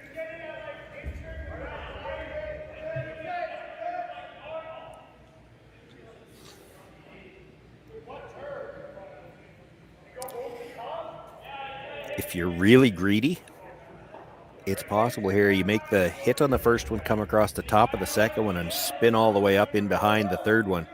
And before you say, oh, that's asking for a lot, I saw this same young man make one of these at the Tankard last year. No, the angles certainly go there, so. Made the double and spun all the way across. Rylan Kleiter. This last of the 5th. On and off, it's really close. Get the 1, get the 2 in. There's your double takeout right there.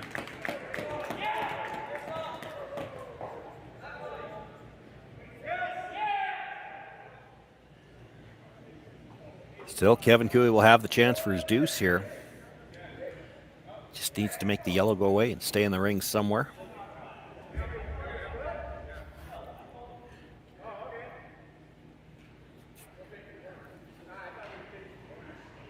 We've had no shortage of offense so far.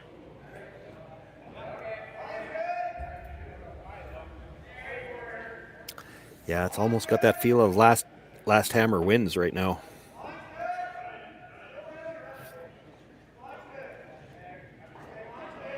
So Kevin Kiwi, final stone of the 5th. Just looking to hit and stick for the deuce.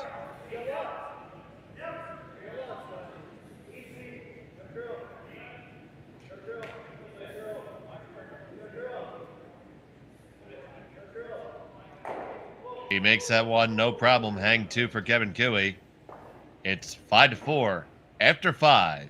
We'll be back after this. You're watching Curling Stadium.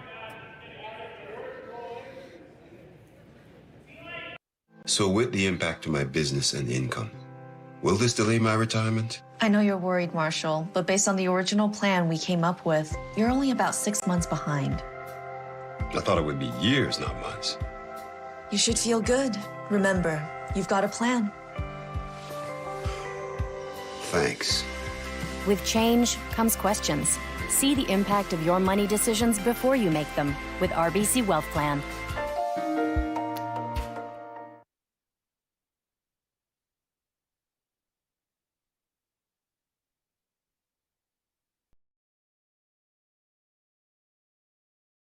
Handcrafted in Canada, Hardline's ice pad has revolutionized curling for over a decade. Engineered with top-tier precision and durability, it is backed by an unmatched 10-year warranty. Designed for curlers at all levels to sweep effortlessly with maximum efficiency, it is trusted by the world's best curlers, including Olympic and world champions. It is quite simply the best brew in the game. Hardline. Join the revolution.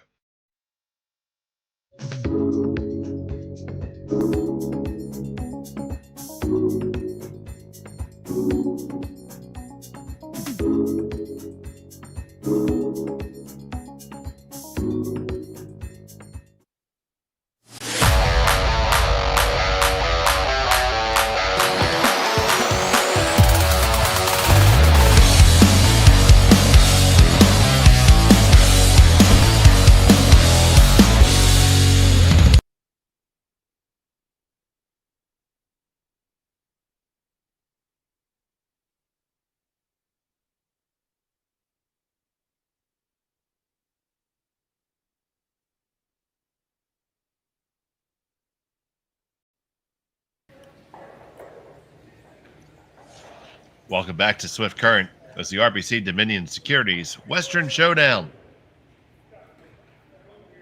I'm Dave Schmel. I'm joined by Shawn, Joyce, James Gordon handling our production. And we thank all of you for joining us here on Curling Zone and Curling Stadium. It's been great to have you with us all week, along with our sponsors, RBC Dominion Securities, Aztec Safety, S3 Systems, Sasktel, Hardline, Asham, and Bumper to Bumper.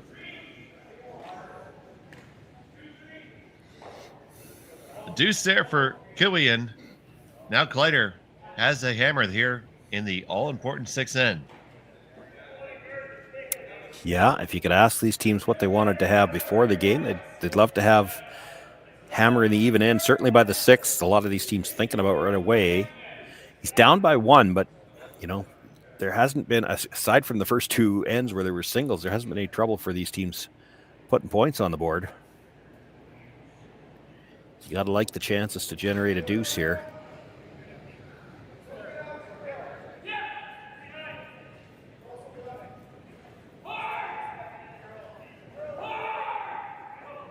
So Trevor Johnson. He's got a Needs lot this of room. one to find the breaks. Matt Hall finishes it off. Yeah, they're fine with it being deep. If it's buried, it's actually going to stay half out in the open. That's been one thing about the Swift Current ice. We've seen a lot more curl inside out than we generally do on the tour events, which has allowed for some neat shot making.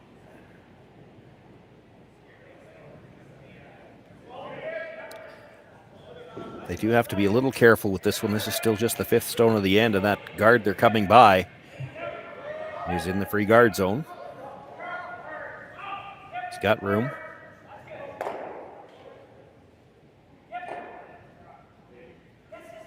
They make the dig.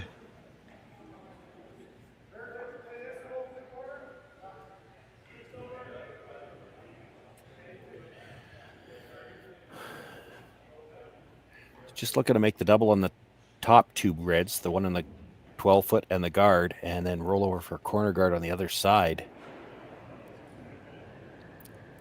got to hold the shooter here. You start rolling out a play, and you might see Kevin Cooey try to force the blank here. If he can force the blank, force you in 7, he's got last draw coming home. Did not make the double, just picked off the top one. Yeah, but that's still going to let Kevin play the corner guard off.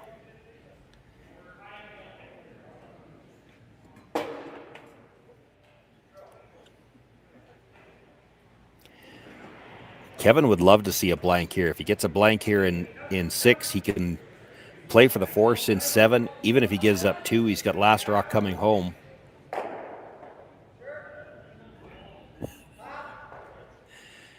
Miscue after miscue, they don't get the peel.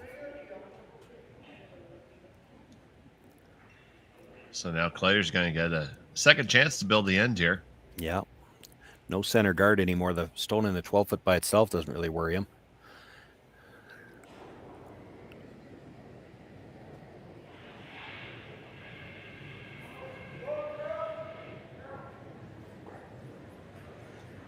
So here's Matt Hall.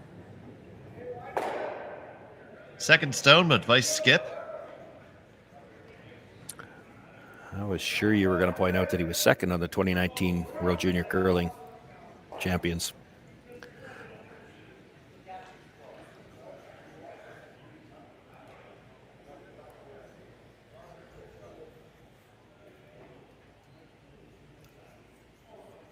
He wishes he threw that one about a second faster.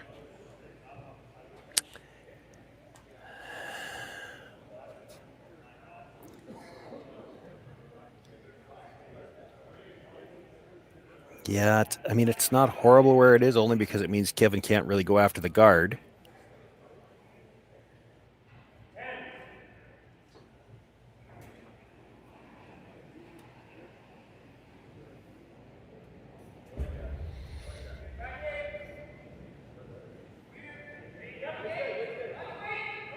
Sluchinski.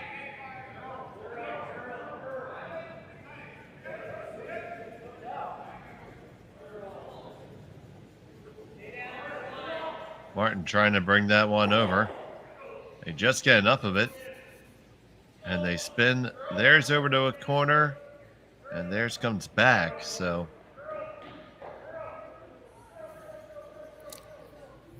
Yeah, the center's always going to be wide open now by the looks of it. So Rylan will go hard from this point on, try to score his deuce. He's got the one corner guard to work with. Even that one that's just biting the top 12 could be used as a corner guard if you had to. You come around it. Of course, there's 2 rocks behind there. Something could get jammed on. And being forced isn't exactly a tragedy because you do score in that even end. Yeah. You try to force Cooey back then. Yeah, it'll affect the strategy at 7 for sure. If you're tied up playing 7, Rylan Kleiter, he basically just doesn't want to see a blank end. He'll take a single either way, puts him in an okay position. They wick off the guard. Can they get a piece under here? Well, they had a piece under, and then it took a big spin back.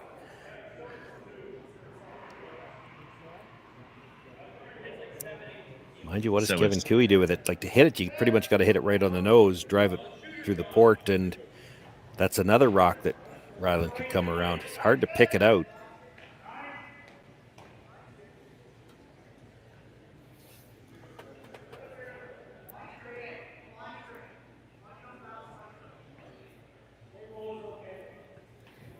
Yeah, Cooey sits 2 right now. This stone's certainly a problem.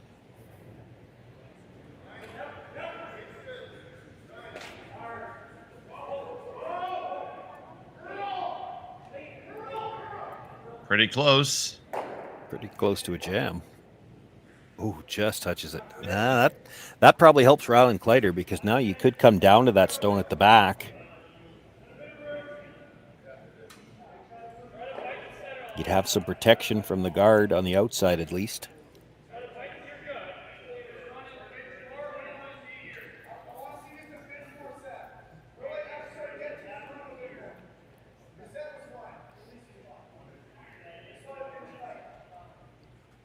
Three stones left. You'd like to put 2 of them on the board. You have to put this one in a good spot.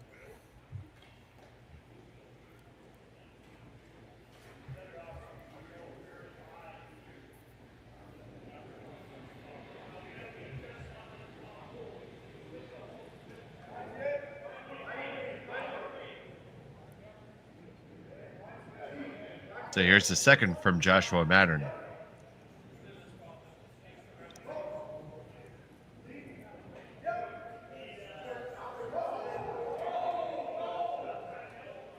This one probably is coming down to the back. It's gonna almost freeze right to it. Yeah, just the wrong corner of it, though. That's the side that he can get it out from.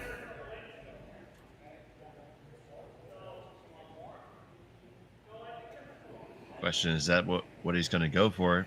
Answer I would is be yes. Shocked if it isn't, yeah. We've been shocked before. Just not this time.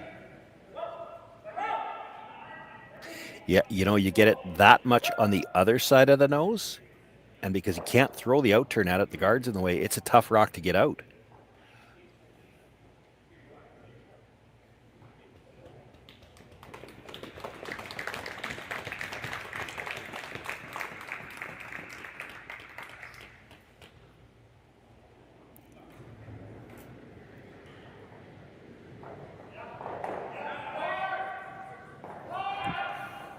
Kiwi with this first, tardy on it right off the bat.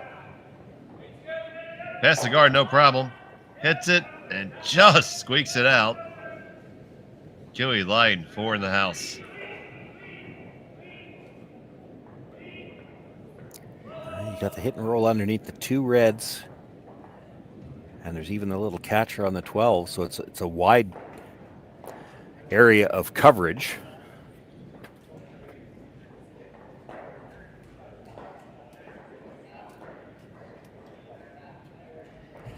He's not really looking at making the double. When he's just checking the angle on that, he just wants to know how safe are we if we roll over there? Are we going to be right into the side of it? Because if you roll past it at all, or if you hit the top of it and spin up, there's going to be a way for Kevin to get it out. You're just playing the straight hit and roll. If you end up into the side of that rock, that's okay.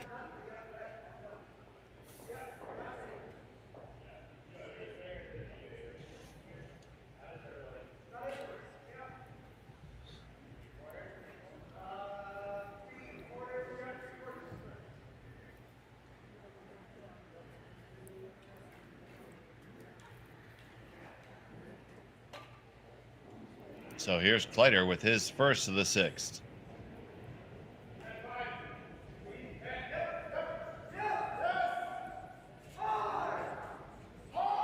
Johnson on it right out of his hand. Trying to hold that line. You hold it. You're going to jam onto it. You do. And you lie shot stone.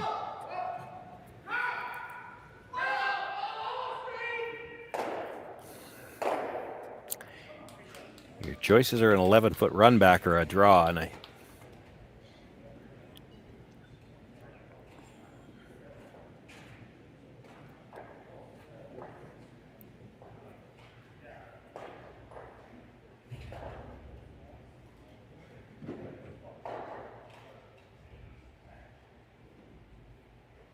well, draw gives you a chance to steal too. draw lets you play the out turn, and you're Kevin Cooey, so that might have been a part of the factor here. Get half around, it's tough for Rylan to do anything with it.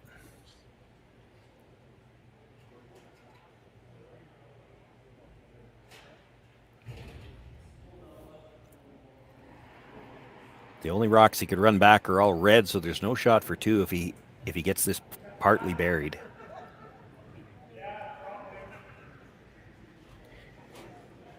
Did bring the ice in just a hair. Even more.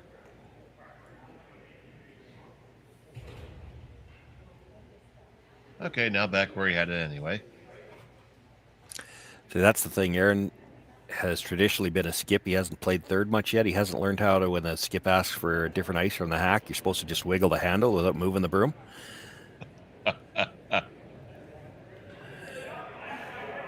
An experienced third would know how to do that. Kevin Cooey, his last of the 6th. Trying to draw it under cover. and put the pressure on Rylan Kleiter.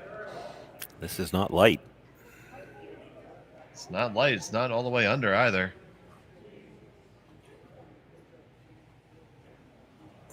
And he can get to that.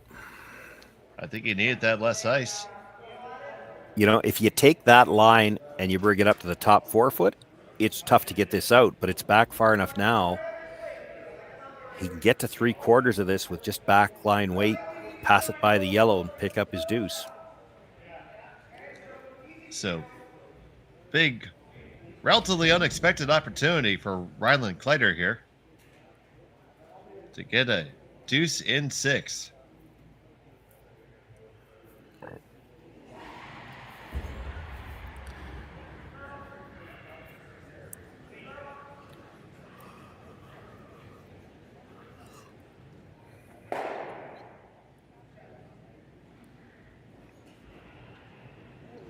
Final stone of the 6.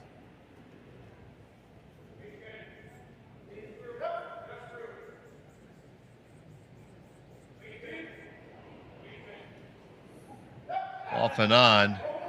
Usually a good sign. Once they're sure they're by, they'll switch. Now they do switch and carve it over.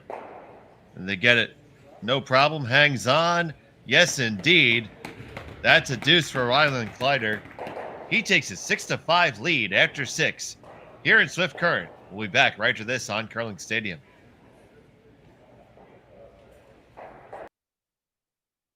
We asked Saskatchewan what they know about 5G. More speed, more innovation. It's going to make our lives a whole heck of a lot easier. This is what 5G looks like. Better, faster. Sounds like one more G. Sounds pretty good. I don't know what it means. All you really need to know is the future of 5G is here and will continue improving through investments in network technology.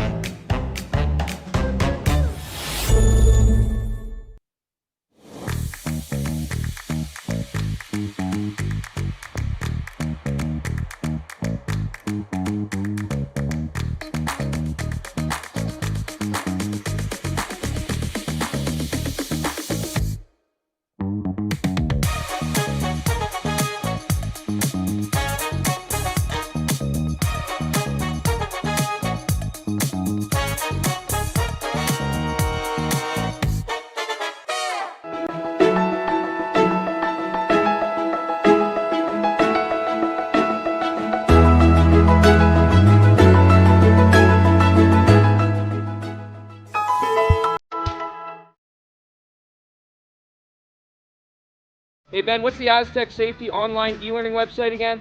Yeah, that would be aztecsafety.com.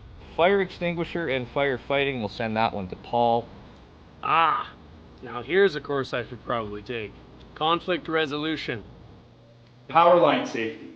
Yeah, I thought it might help me with my line calls. Did you know this Aztec website has over 100 safety courses? Jeez.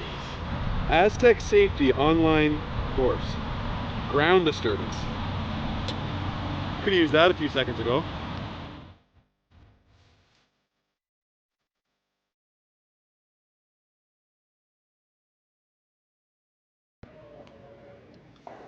Welcome back to the Swift Current Curling Club. It's the RBC Dominion Securities Western Showdown. And Shawn, why don't you take us around the rings? Yeah, there's a little less action out there than there was when we started. Just 4 games on tap on this draw, and John Epping with a 5-2 lead in the 7th over Brad Gushu. Gushu does have last rock there. Our game 6-5 as we play in the 7th. Brad Jacobs, 3 in the first, 2 in the second, and 3 more in the 4th. He has an 8-1 winner over Brent Pierce. That's B qualifier action, and Pierce drops down to a C qualifier. The 1C event game that's out here, Sam Moybrook, a 7-2 winner over Charlie Thomas. So Thomas eliminated. Sam Moybrook will move on in the C event.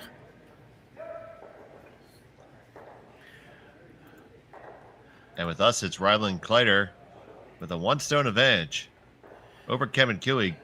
Cooey now having the hammer. I'm Dave Schmel, and joined by Shawn, Joyce, and we're happy to be joined by you this pleasant day here. Just had to check the draw for that 1C event game. Sam Oybrook, if he manages to qualify, he's going to sleep good tonight because that only put him into a C qualifier or C semifinal. So he just played. He's going to go right back on the ice at 5:45. And if they're going to qualify, they have to win that one and go back on the ice at 9 o'clock tonight. It's good to be young. Oh, his front end will sleep well. I'm sure Sam will feel just fine. At my age, that hurts just to think about it.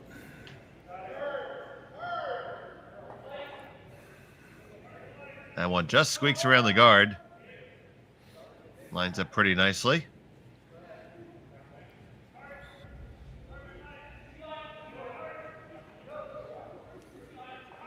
Now, Kleiter doesn't have to count to 5 because you're allowed to move your own. Yeah.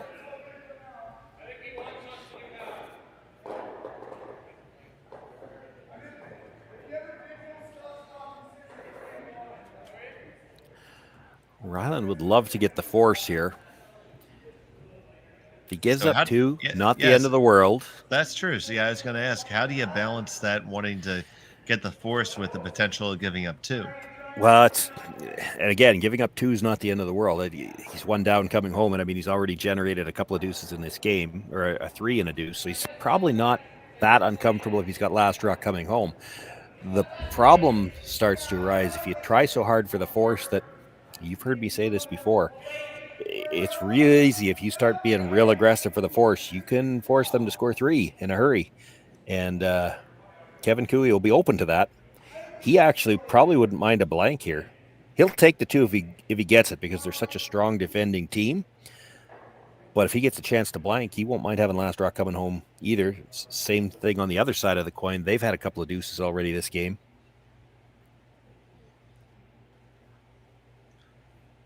Kind of interesting where that stone ended up. He has to make his decision now, right? If you're going to play to blank this, you got to move that guard now.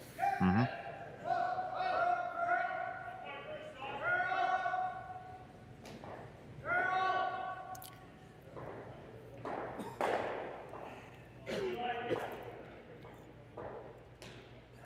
Well, they've decided to play the come around. I'm not sure that he's certain about this.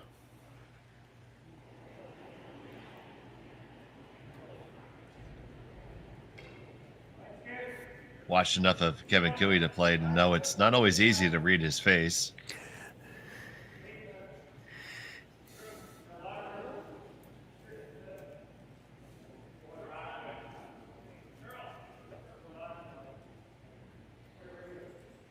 It's going to be out there. It's got to be deep. You can't leave the double off this stone. They will finish it hard.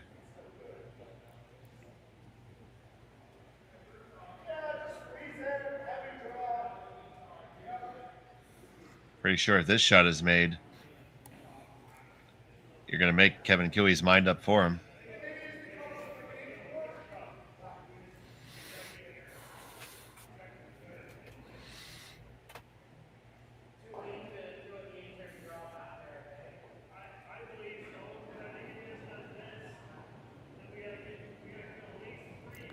Very reminiscent right now of the first end.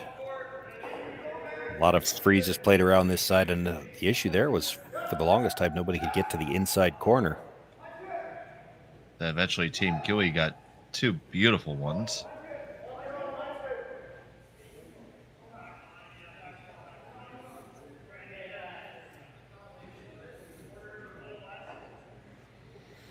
And it's like deja vu all over again, buddy.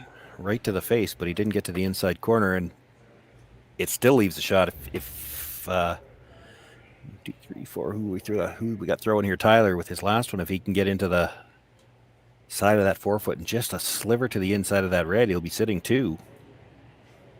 Or a sliver to the inside of the yellow, pardon me. This one looks to be quite a ways out there.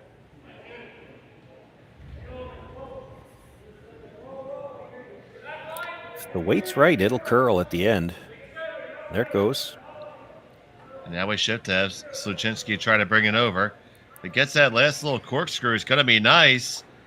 And it is. They like 2.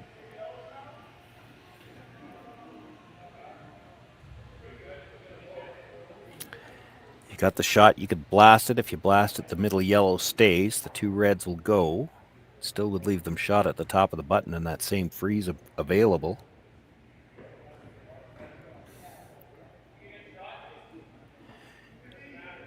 Still a good result if you get to the inside corner. If you're on the outside now, Cooey's already sitting 2. Right. So that's the problem. And take a look at that from the hack end. I mean, the corner of that rock is buried. Even right on the face, I think red is still sitting 2. You've got to get to the inside because that red stone is, it's a little more than half in front of the tee line. So you've got to be inside corner to at least be second shot. And the blast, is that on the guard or is that on the one that's in the 12-foot? When they were talking about the blast, they were talking about the one in the 4-foot. You hit a quarter of a rock on the outside edge. It's going to go out off the yellow. The yellow in the middle, just because of the drag, it's going to stay there. The 2 reds would go, but it still leaves the same freeze to sit 2. What happens if you hammer the yellow in the 12? I'm not 100% sure. There's going to be some drag on that red-yellow combination. So as much as it looks like the red-yellow comes straight back, it won't. It'll drag a bit. So you're going to hit the outside of that red. The yellow probably leaves. The top red might not go very far.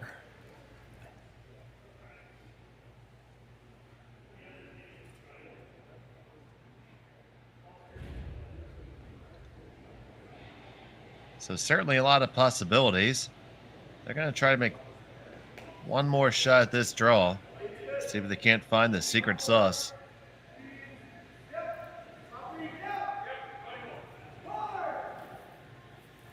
It's going to take all 11 herbs and spices to get this one right.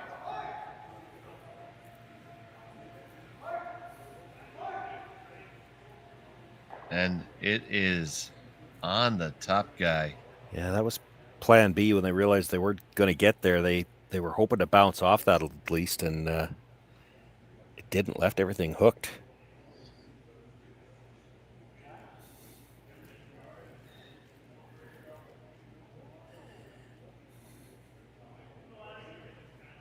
So, Shawn, those are some interesting angles now. Yes. And that's the thing. Like, I don't think anybody's 100% sure when you hit yellows, yellow, red, yellow, where does that 4th yellow go? And it's got to pop out towards the open somewhere. It's not a shot that Kevin Cooey's going to look at playing. It's they're trying to figure out where does this go if we leave it for them. He can't really do anything about the red, yellow, red combination on the outside now. Can't get at it. If you're worried about that, could you throw a shot in to try to just jostle that a little bit and take it away? Yeah, I'm not sure. You might be able to get around with the in-turn and touch the red. The problem then is your shooter going to be in a worse spot? If you're jostling it from the side where the 2 yellows are already, there's a pretty good chance you're either not going to change it or you actually might make it worse. Like if you come down, tap yellow, yellow, red, yellow, and just to move it up a few inches, now when you tap yellow, yellow, red the next time harder, it comes across the top of that yellow a little bit more and it's going to come straighter back. So that doesn't help Kevin Cooey.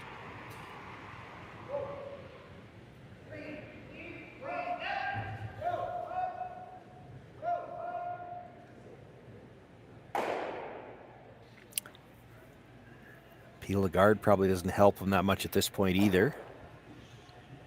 I think looks like he's guarding it, to be honest. Or trying to tap the one that was just thrown just to break the angle. I don't think you're worried about tapping the 4th one. I think you're trying to get rid of the overlap. Right. Guard, 2-3 I heard. So they're guarding it. So a 2-3, a halfway or better guard.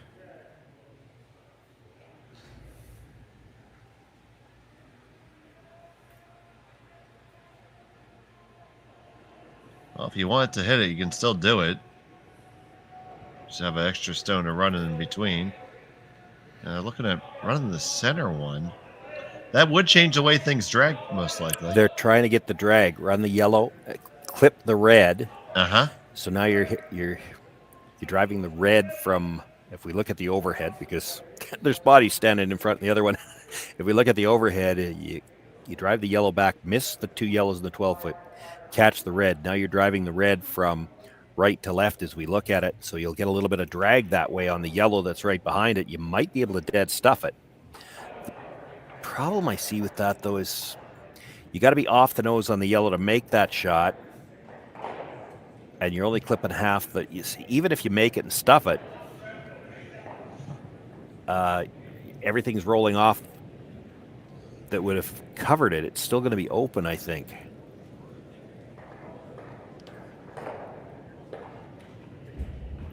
They think it's going to drag enough to get to the inside of it. I'm not sure that it will, but it definitely drags if you make this. It's just there's not a lot of room to drag it to the inside of that red stone and try to roll it behind the stagger.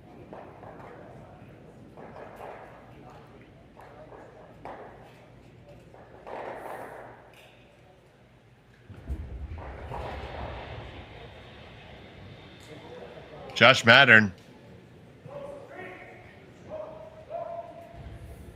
Back and forth. They must think it's pretty close. On the one, they do get it to move. Oh, it actually spun really big over the top and all the way out of the 4-foot. I don't think they saw that coming. I didn't see that coming. I didn't think it would drag that far.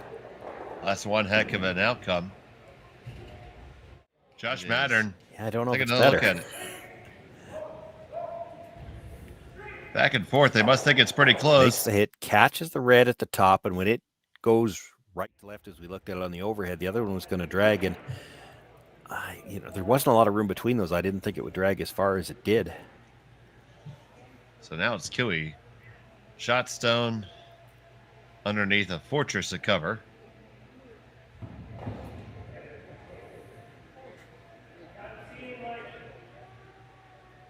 Kleiter locked into second pretty well right now.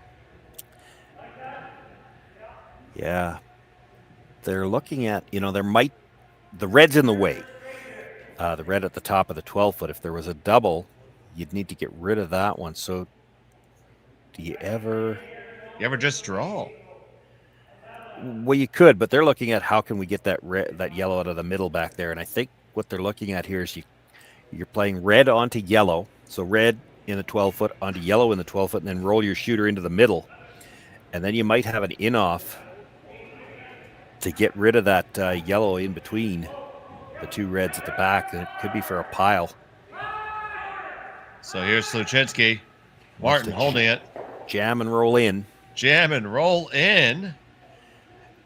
And he did. Look, there's the in-off off the red to kick that yellow all the way out. Oh, my goodness. So danger Will Robinson for Rylan Kleiter. He sits second. But that Yellowstone is now vulnerable. Surrounded by a veritable gaggle of Kiwi rocks.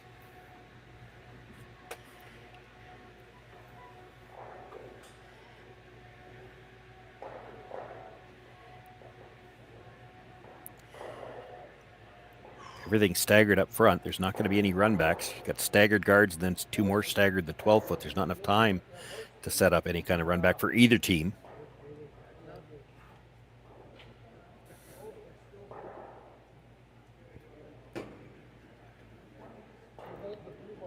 You see where the broom is on the ice right now. Do you just draw right there?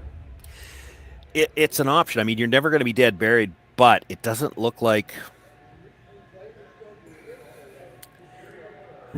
I got so many camera angles. I'm looking at them all, and I don't think there's a hole between the 2 reds. So if you put that yellow top of the button, put this yellow top of the button, and he runs it towards the one at the back, I don't think there's any way you ever get that one out between the 2 reds.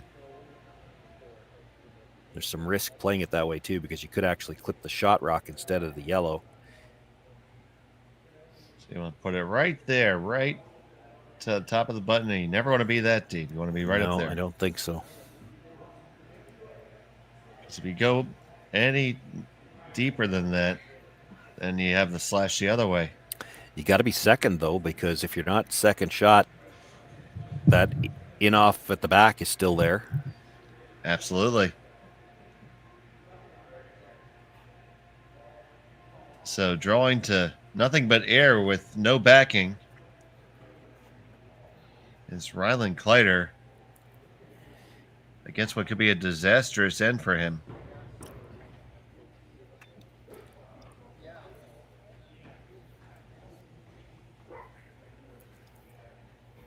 Yeah. You talk about forcing Gooey to take 3. You never thought you'd force him to take 5.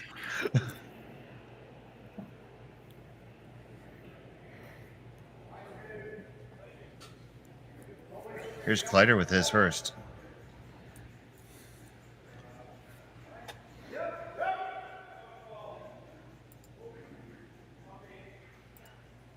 This one needs to go, needs to keep on being carried. It is light. Yeah, I think I heard top 8. That's not good. Got to balance at least. He didn't. Left it overlapped. Now that might save him if he has to play a draw with his last one, because if he can get around it, he won't be able to make any kind of double. Gooey might have to go there first. That is what he's thinking initially.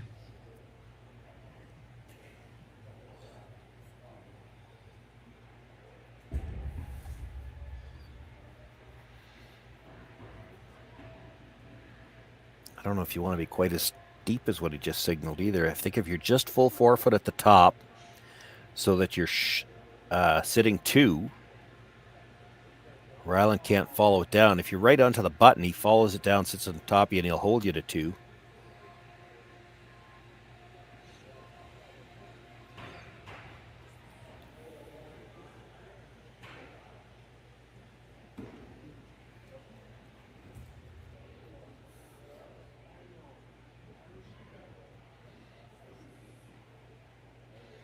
He's not playing with a big piece of ice here, really. You got to be full 4-foot just to be second shot. If you're all the way to the tee line, he follows it down, and boy, if you're all the way to the tee line and he follows it down, sits on top of it, you might only get 1.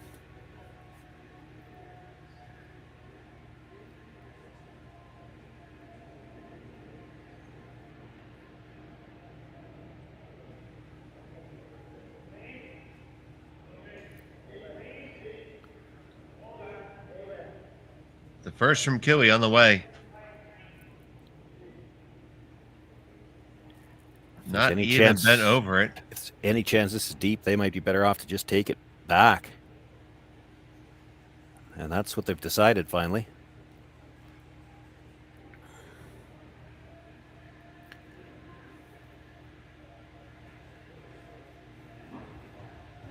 So, one chance to get out of jail for Rylan Kleiter. Yeah. If he can draw to be shot rock.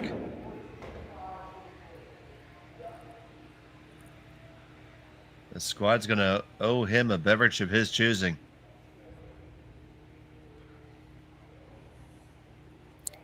Well, he's still got the same problem. He can't be deep because, again, when you come off that, if you come red onto yellow, it's going to touch the other red, then come more or less straight sideways. So if he's back button at all, there actually might be a double on the yellows.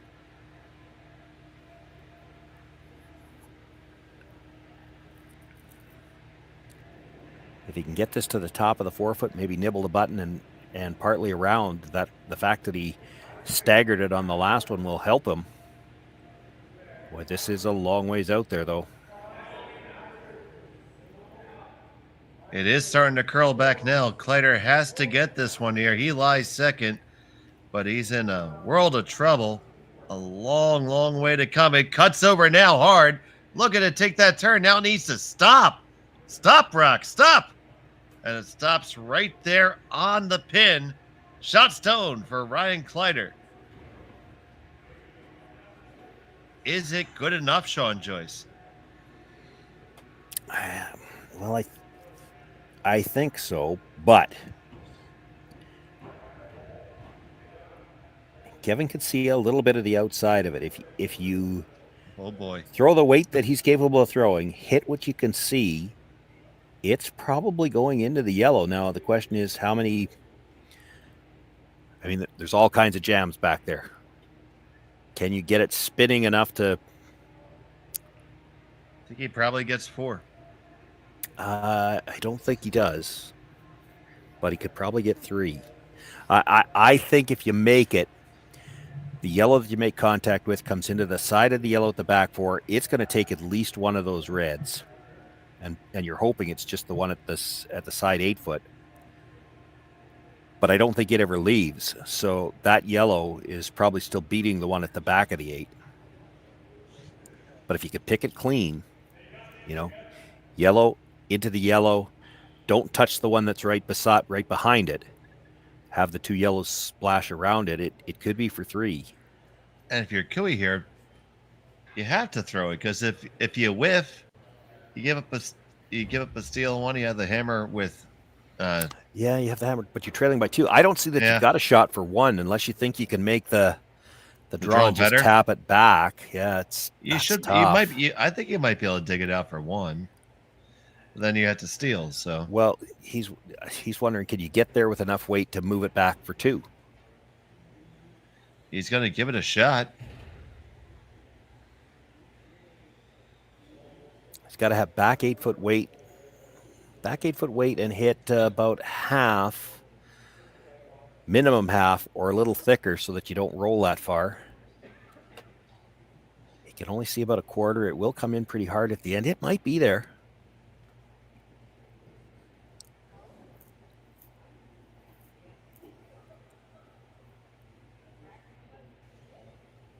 So Kevin Cooey, last rock of the 7th.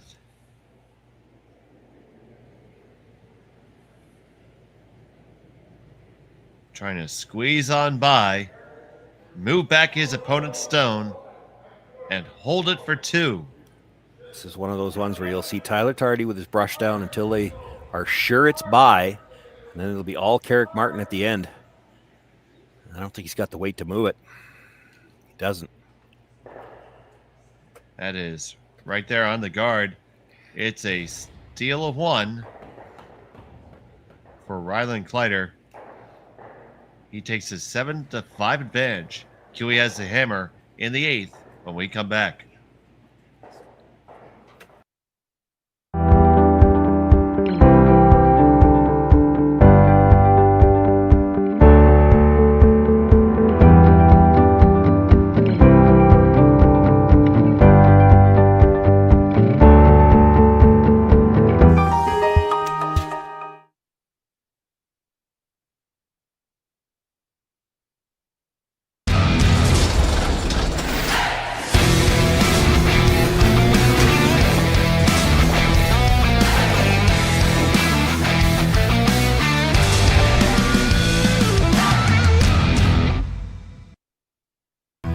Stronger agronomics, better returns,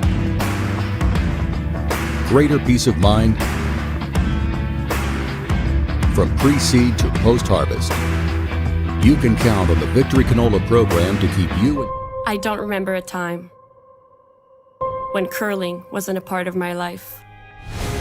When I wasn't putting in the sweat and hard work to be the best that I can be.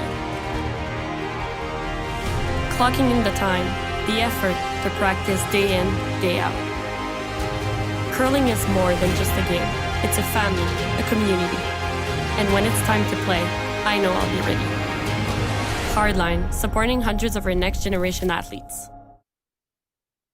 Sasktel Be Kind Online wants to stop cyberbullying. Want in on the action?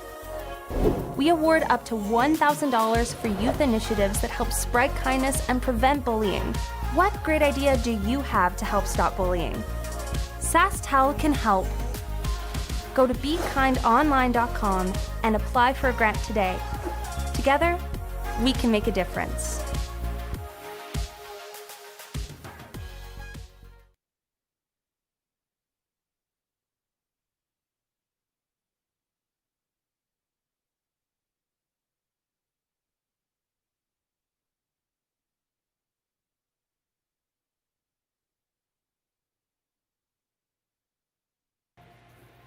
And we're back in Swift Current. It's the RBC Dominion Securities Western Showdown. 8th end action. Team Kleiter with a huge team shot to get that last draw to steal one in the 7th end and take a 2-point advantage. And it was, man, Rylan needed that one there, Shawn. Yeah, he did. He was in some trouble. Had to get a rock in a position where it couldn't be removed because the lone one that he had in the 4-foot before that, there was a way for Kevin to get it out, and it could have been for 3 or 4.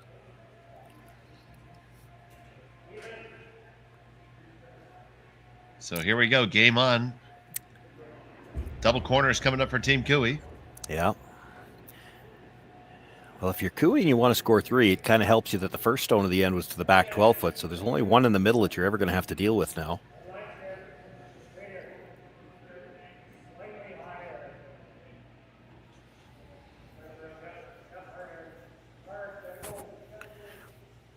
Kleiter's going to have to make a decision now. You got a good one in with the second one. Attempting to guard it, I think. Well, he's going to try to choke off the corner guard. I don't like that.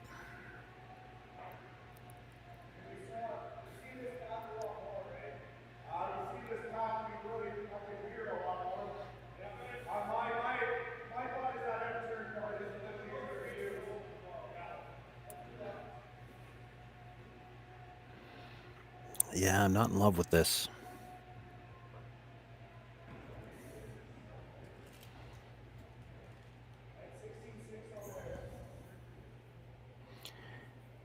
You're trying to take away one of the corner guards, force Kevin Cooey to go around the other one, and then you'll peel corners on the next one, but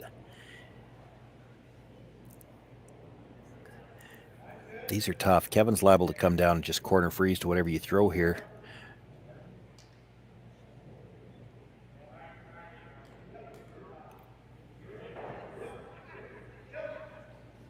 And definitely, if you're deep, this is not a good result at all.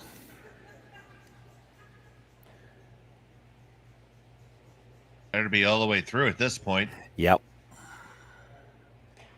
And they do manage to do that, so good situational awareness. So Kevin went to take a look to see which guard's higher. He's going to go behind the lower one first. And you know, this is smart, but I have seen teams not realize this. You go behind the lower one first so that there's absolutely no chance of a double peel when they try to peel the guard off here. It's pretty flat.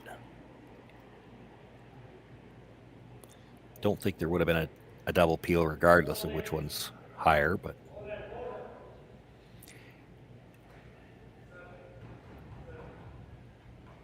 you can be deep here. Full back 12 is still second shot. Got to get it back far enough to bury it. Now it takes that turn. It's going to bury all the way under for sure. That's pretty well thrown. Yeah. Now the dig is definitely available, but I have a feeling, Shawn, you'd prefer the peel. Yep.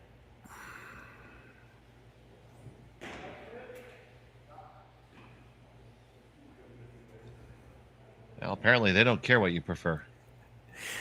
Well, this is the shot that gets you in trouble, right? If you rub the guard, you don't get it out of the way. Or I guess, I mean, we've seen it happen. You could go right by everything. You're bumper weight and they're on it.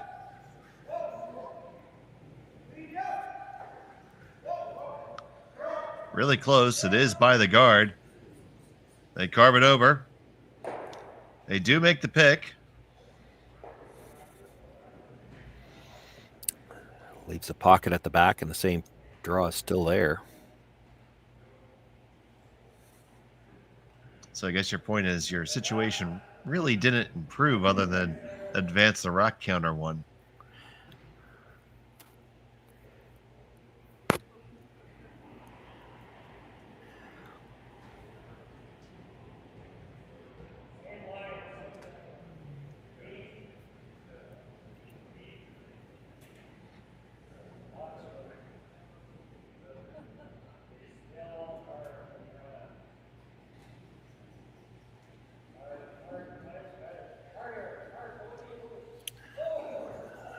Tighter line coming by. They let it die a little bit, though. They did. It did have just a hair less weight. Probably should have gotten to that, and this is a much easier pick.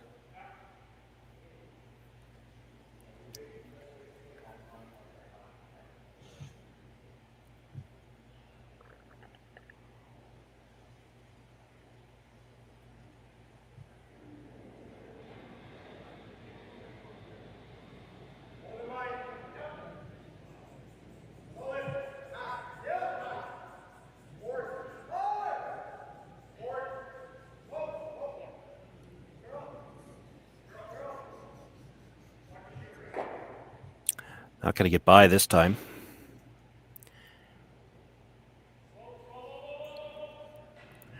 Well, and they roll to an absolutely disastrous spot because now you can freeze to that stone. So you certainly didn't want to do that.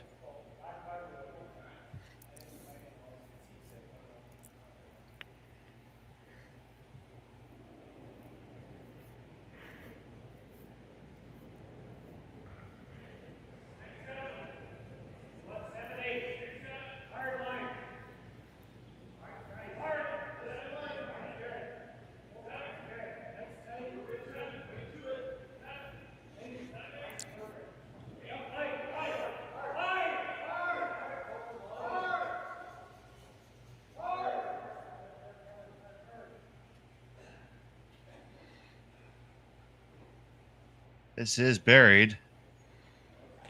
They are second shot stone. I think it stayed high enough that you got the double. I mean, it's a long ways across the house, but you're probably hitting the open red anyway. And it kind of looks like you've got room to go over the top of the yellow and try to get into the side of that red that was just thrown.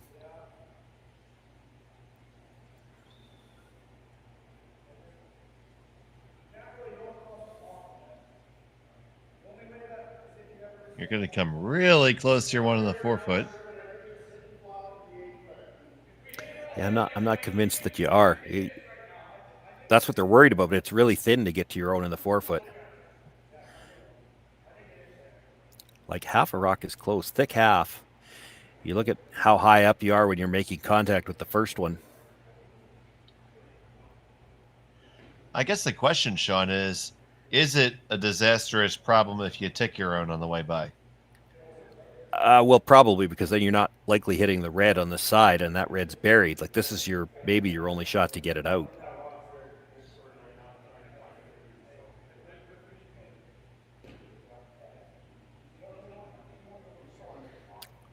If they're not sure they can make it, they're talking also about just hit and roll into full 8 foot, so you're sitting 2 at least. We're late enough in the end that Kui probably has to make a play on one of them now. Would you ever dig the one that is second shot and lie 3?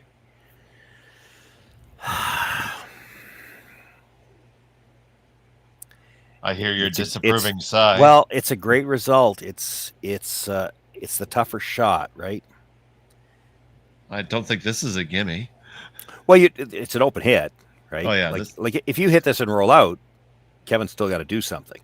If you try chasing that one and you rub the guard, it's a nose hit to sit 3, right? It's right. You're never going to miss this rock. Kevin's still got to do something just to sit 2. So they're just going to try to hit and roll. Nice easy weight.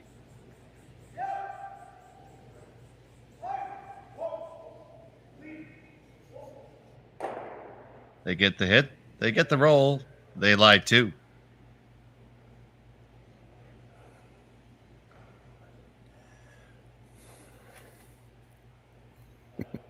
And Kevin's team's already at the far hog line, knowing that we got to look at the angles here.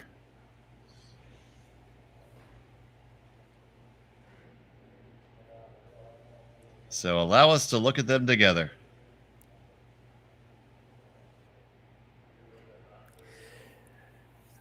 The slash double doesn't ever do any good for Kevin. You lose the shooter, and it's probably jamming on the side.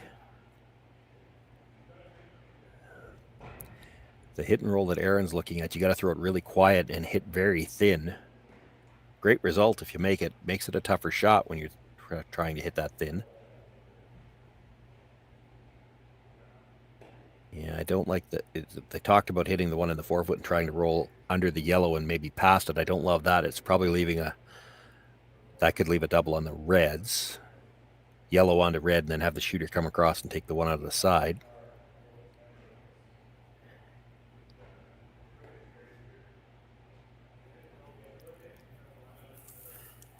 You could hit the one in the 8-foot and roll to the open side, but then they just hit it again, and you know, they're holding you to 2 in that case, likely.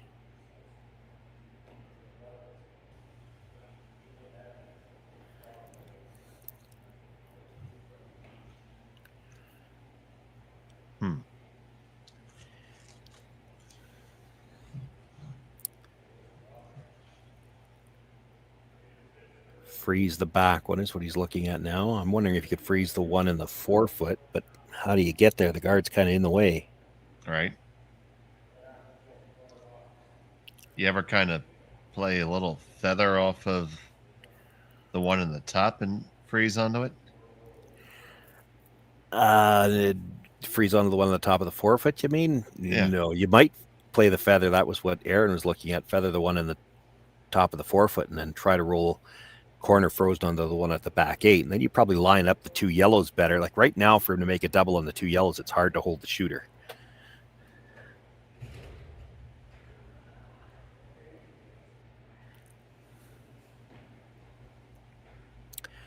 Knows the yellow, he's playing the double. That's no good.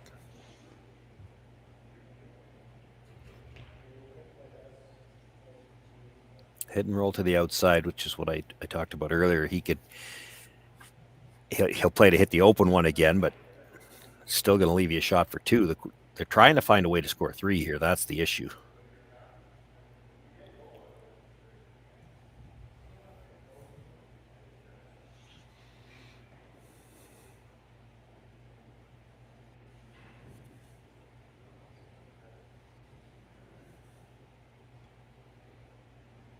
So the jury has reached a verdict.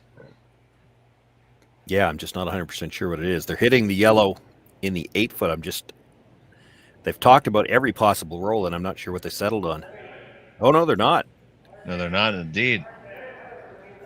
They're throwing the draw.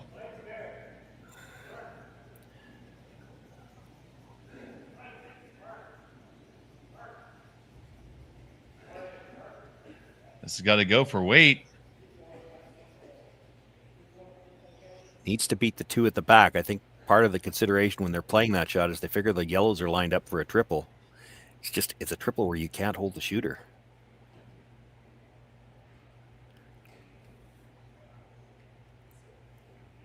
So now the ball back in Kleiter's court.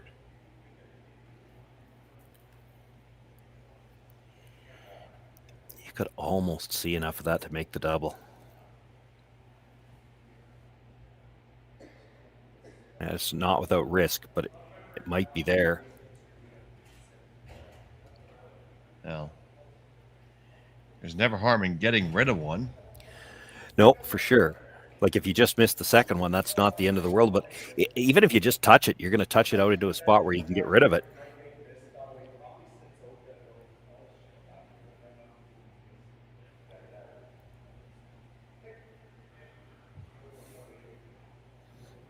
I'd like to thank all of you who are watching, more than 3,000 of you with us live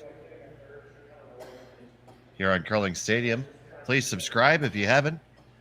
Hit that thumbs up button. Help us out with the YouTube algorithms. Let's just bring you more curling.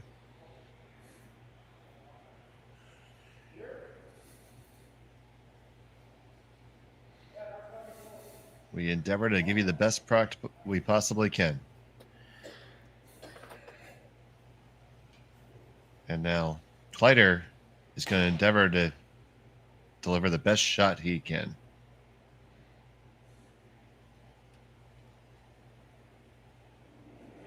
His first of the 8th. Called the brush on right away. That did take off right out of his hand.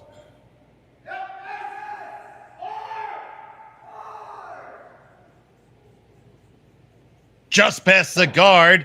Get the one, clear it, and you roll towards the center. You lie 1, 2, and 3 right now. Yeah. Is the triple there that holds the shooter now? Well, yeah, it might be. Nose hit might just get rid of all three. Like it'll take the first two, come to the third one. The question is whether or not it'll roll over the top of the red. I think it comes up a little. The problem for Kevin Cooey then, though, is that your shooter is only third shot. That yellow at the back of the 8-foot would still be second. That's what they're looking at. If you yellow off the side of the yellow, top of the other, and would it go across the top of the red? Even if you make it, you're only sitting one.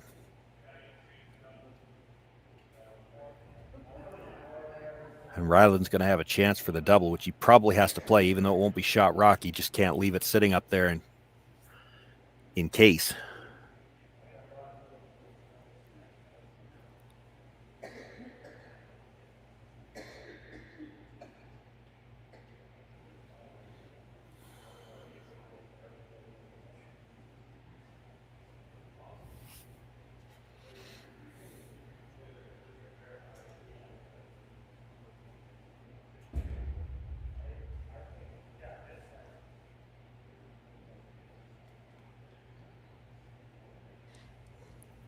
So there you see another look at the angles.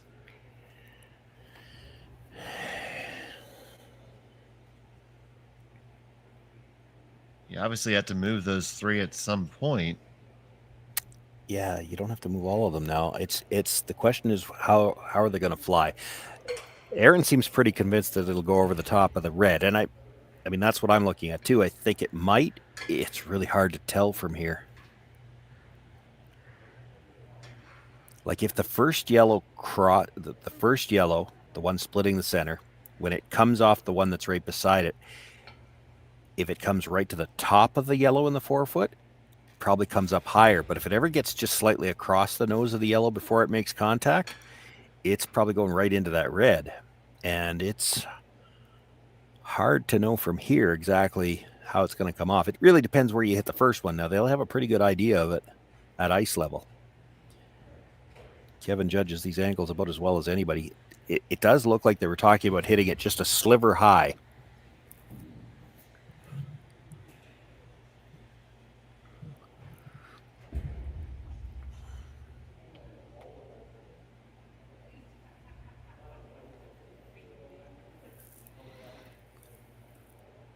So we are going to pound this, most likely. Yeah. I'll tell you what, if it doesn't get over the top of that red one on the side, he won't get to throw his last rock. Not sure what else he could do here, though.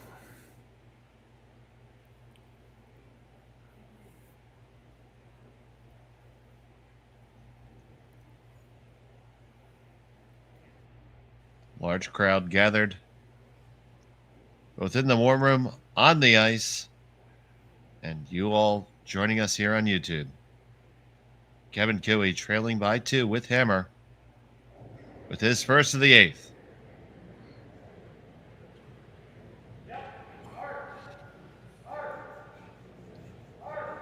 Martin carrying it the whole way on the 1-2, and Sliver it high. does make it over the top. The triple is there. Kevin Cooey, great shot. Now can Kleiter respond? Well, it's a double in the game.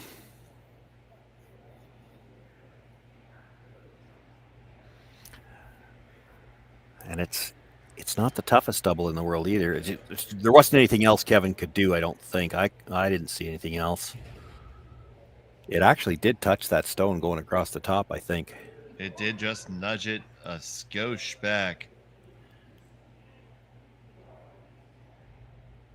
Didn't make a significant change to this angle. It's a little thin for the double now, but it's a comfortable, third should be good. So Rylan Kleiter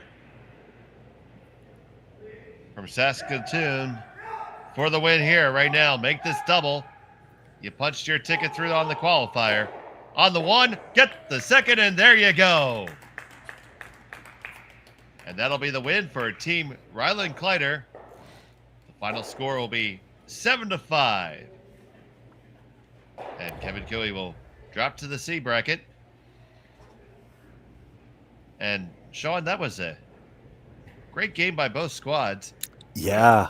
I lost count of how many lead changes. I know there was no more than 7. No, it certainly went back and forth, and you had a couple shots from both teams that they definitely would have liked to have back, but also some good clutch shots there. Yeah, it was a good game to have the hammer. There's a lot of points scored with the hammer, and unfortunately for Kevin Cooey, he didn't have the chance to throw it here in 8, but he's still got another chance to qualify. He'll be back in a C qualifier later on. Absolutely, and our next action is going to be coming up in just about a half hour. Make sure you join us again here on YouTube and Curling Stadium from the RBC Dominion Securities Western Showdown. For Shawn, Updating Joyce, those scores on the board. So Epping is a qualifier, Kleiter is a qualifier, and Jacobs is a qualifier. That Sam Moybrook, that was a C event game. So they've still got to win 2 more to qualify, and the losers of these B qualifiers all drop into C qualifiers later tonight. So they've got another chance yet. A lot of action. there's still 2 draws to come and a lot of games yet to be played. Oh, absolutely, absolutely. And you're going to have it. We're each going to have a game next draw? Yes, I have no idea which game I'm doing, but it doesn't seem to matter today. They're all good. Looks like right now you're lined up to call Engla against Strauss. All righty. But for right now, he's Shawn Joyce. I'm Dave Schmel. James Gordon had the production. And thank you to all of you for tuning in. Curling Stadium. We'll catch you in just a half hour. Handcrafted in Canada, Hardline's Ice Pad has revolutionized curling for over a decade. Engineered with top-tier precision and durability, it is backed by an unmatched 10-year warranty. Designed for curlers at all levels to sweep effortlessly with maximum efficiency, it is trusted by the world's best curlers, including Olympic and world champions. It is quite simply the best brew in the game. Hardline. Join the revolution.